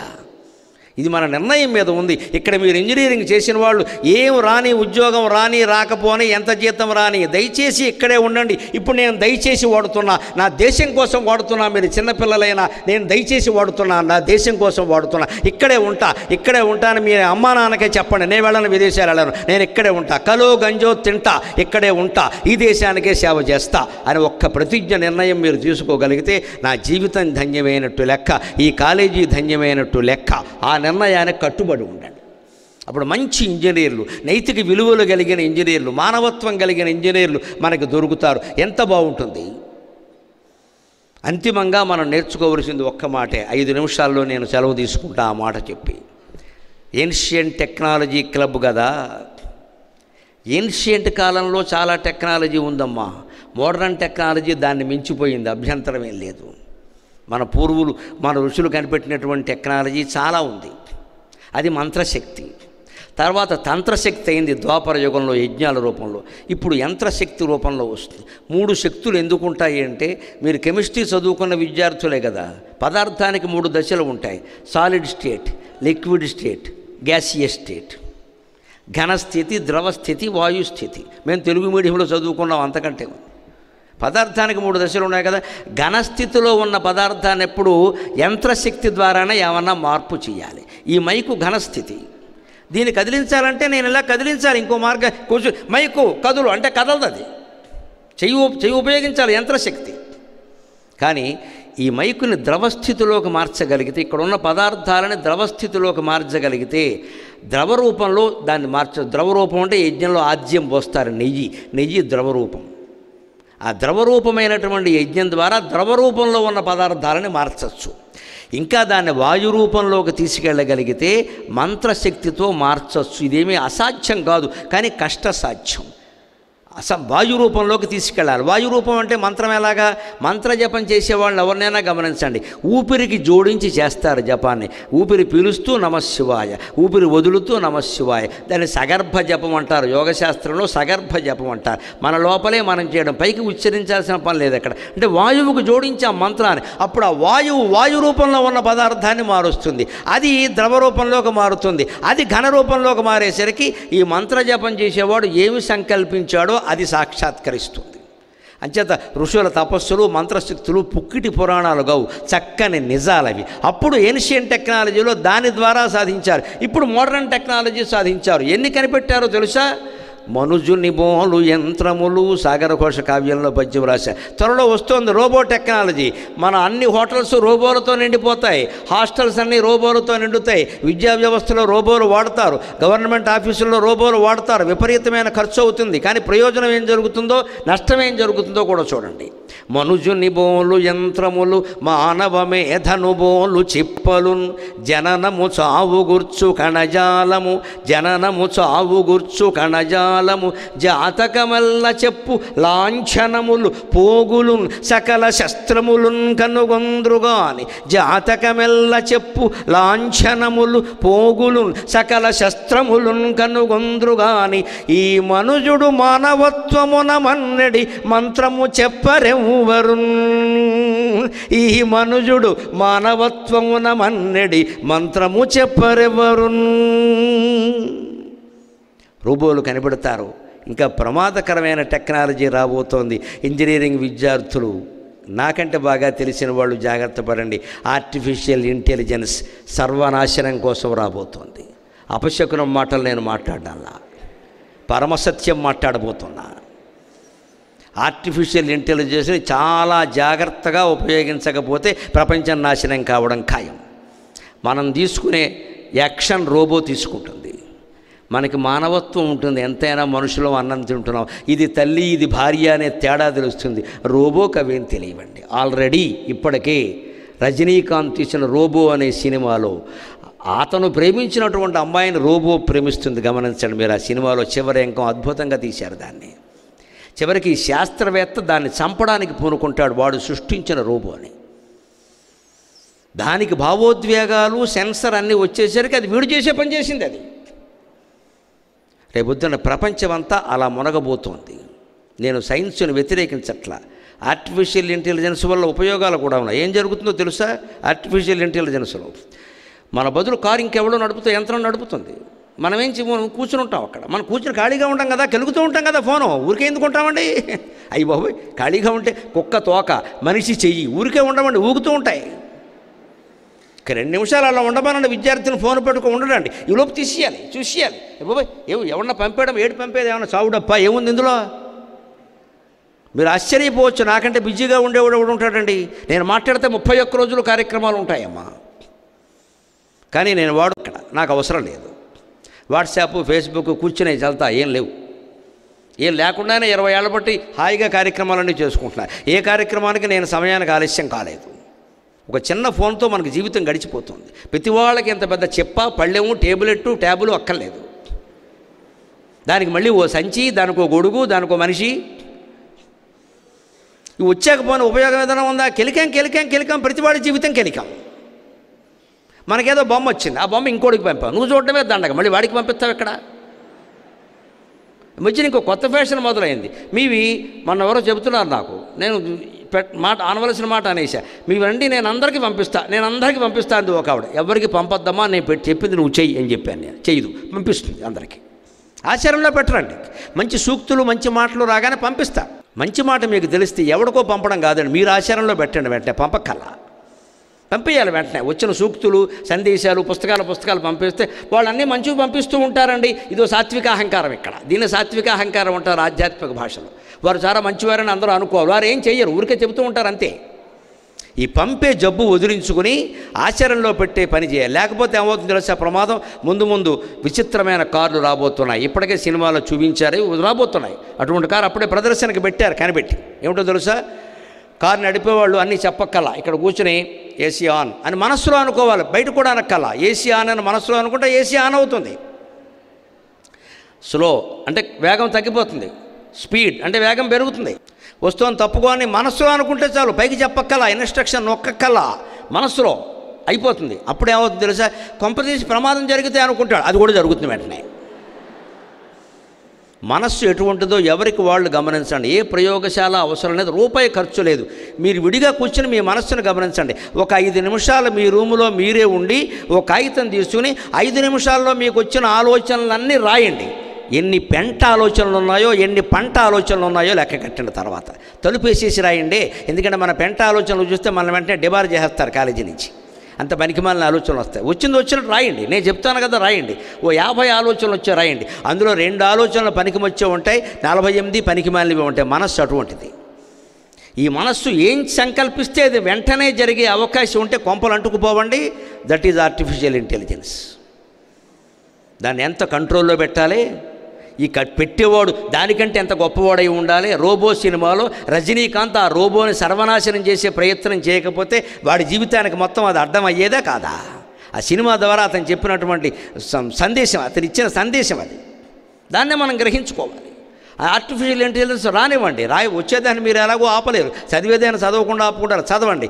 కానీ ఈ మొత్తానికి మూలమైంది మన మనస్సు, మన మానవత్వం. అది లేకుండా కుదరదు. అందుకే నేను పద్యంలో అన్నా, మనిషిని పోలిన మనుషుల్ని కనిపెడతారు, చిప్స్ కనిపెడతారు, కంప్యూటర్లు కనిపెడతారు. శతాబ్దాల క్రితం యేసుక్రీస్తు వాడిన మాటలు, శంకరాచార్య చెప్పిన మాటలు, బుద్ధుడి ప్రసంగాలు అన్నీ తీసుకొస్తారు. కానీ అవి మనిషిని మార్చే విధానం ఎవరూ కనిపెట్టడం లేదే. పాటించేలా చేయాలంటే ఏం చేయాలి? అన్నీ కనిపెడుతున్నారు. లాంఛనాలు ఏటీసీజీ పోగులు అన్నారు, జీన్స్ అన్నారు, జీనోమ్ అన్నారు, రకరకాలు కనిపెట్టారు. మొత్తం నీ జాతకం అంతా చెప్పేస్తాను. ఇప్పుడు కావాల్సింది జాతకాలు చెప్పడం కాదమ్మా, జాతకాలు మార్చేవాడు కావాలి. జాతకాలు మార్చేవాడు కావాలి. వేళ మన జాతకం ఇంతవరకు స్వార్థంతో సాగింది, ఇక నుంచి పరోపకారంతో సాగాలి. ఇంతవరకు సొంత విషయాలు ఆలోచించాం మనం. కొంత సొంత లాభం, కొంత మానుకు పొరుగువాడికి తోడు పడబోయని గురజాడు వారు చెప్పినట్టుగా పరోపకారం అనే దిశలో సాగాలి. అటువంటి మానవత్వాన్ని మన్నే మంత్రం నా దృష్టిలో ఇంకా మంచి మాట, ఒక ప్రవచనం, ఒక ప్రసంగం. నాకు నా తల్లిదండ్రులు, నా గురువులు ఇచ్చినటువంటి శక్తిని వీలైనంత సమయంలో మీకు మంచి మాటల రూపంలో మానవత్వం పరిమళించే విధంగా అందించేటువంటి ప్రయత్నం చేశా. ఇది మీలో మానవత్వపు విలువలను ఏమాత్రం పెంచగలిగినా నేను ధన్యుణ్ణి. నాకు ఈ 4 మాటలు నేర్పిన మా అమ్మ ధన్యురాలు. స్వస్తి.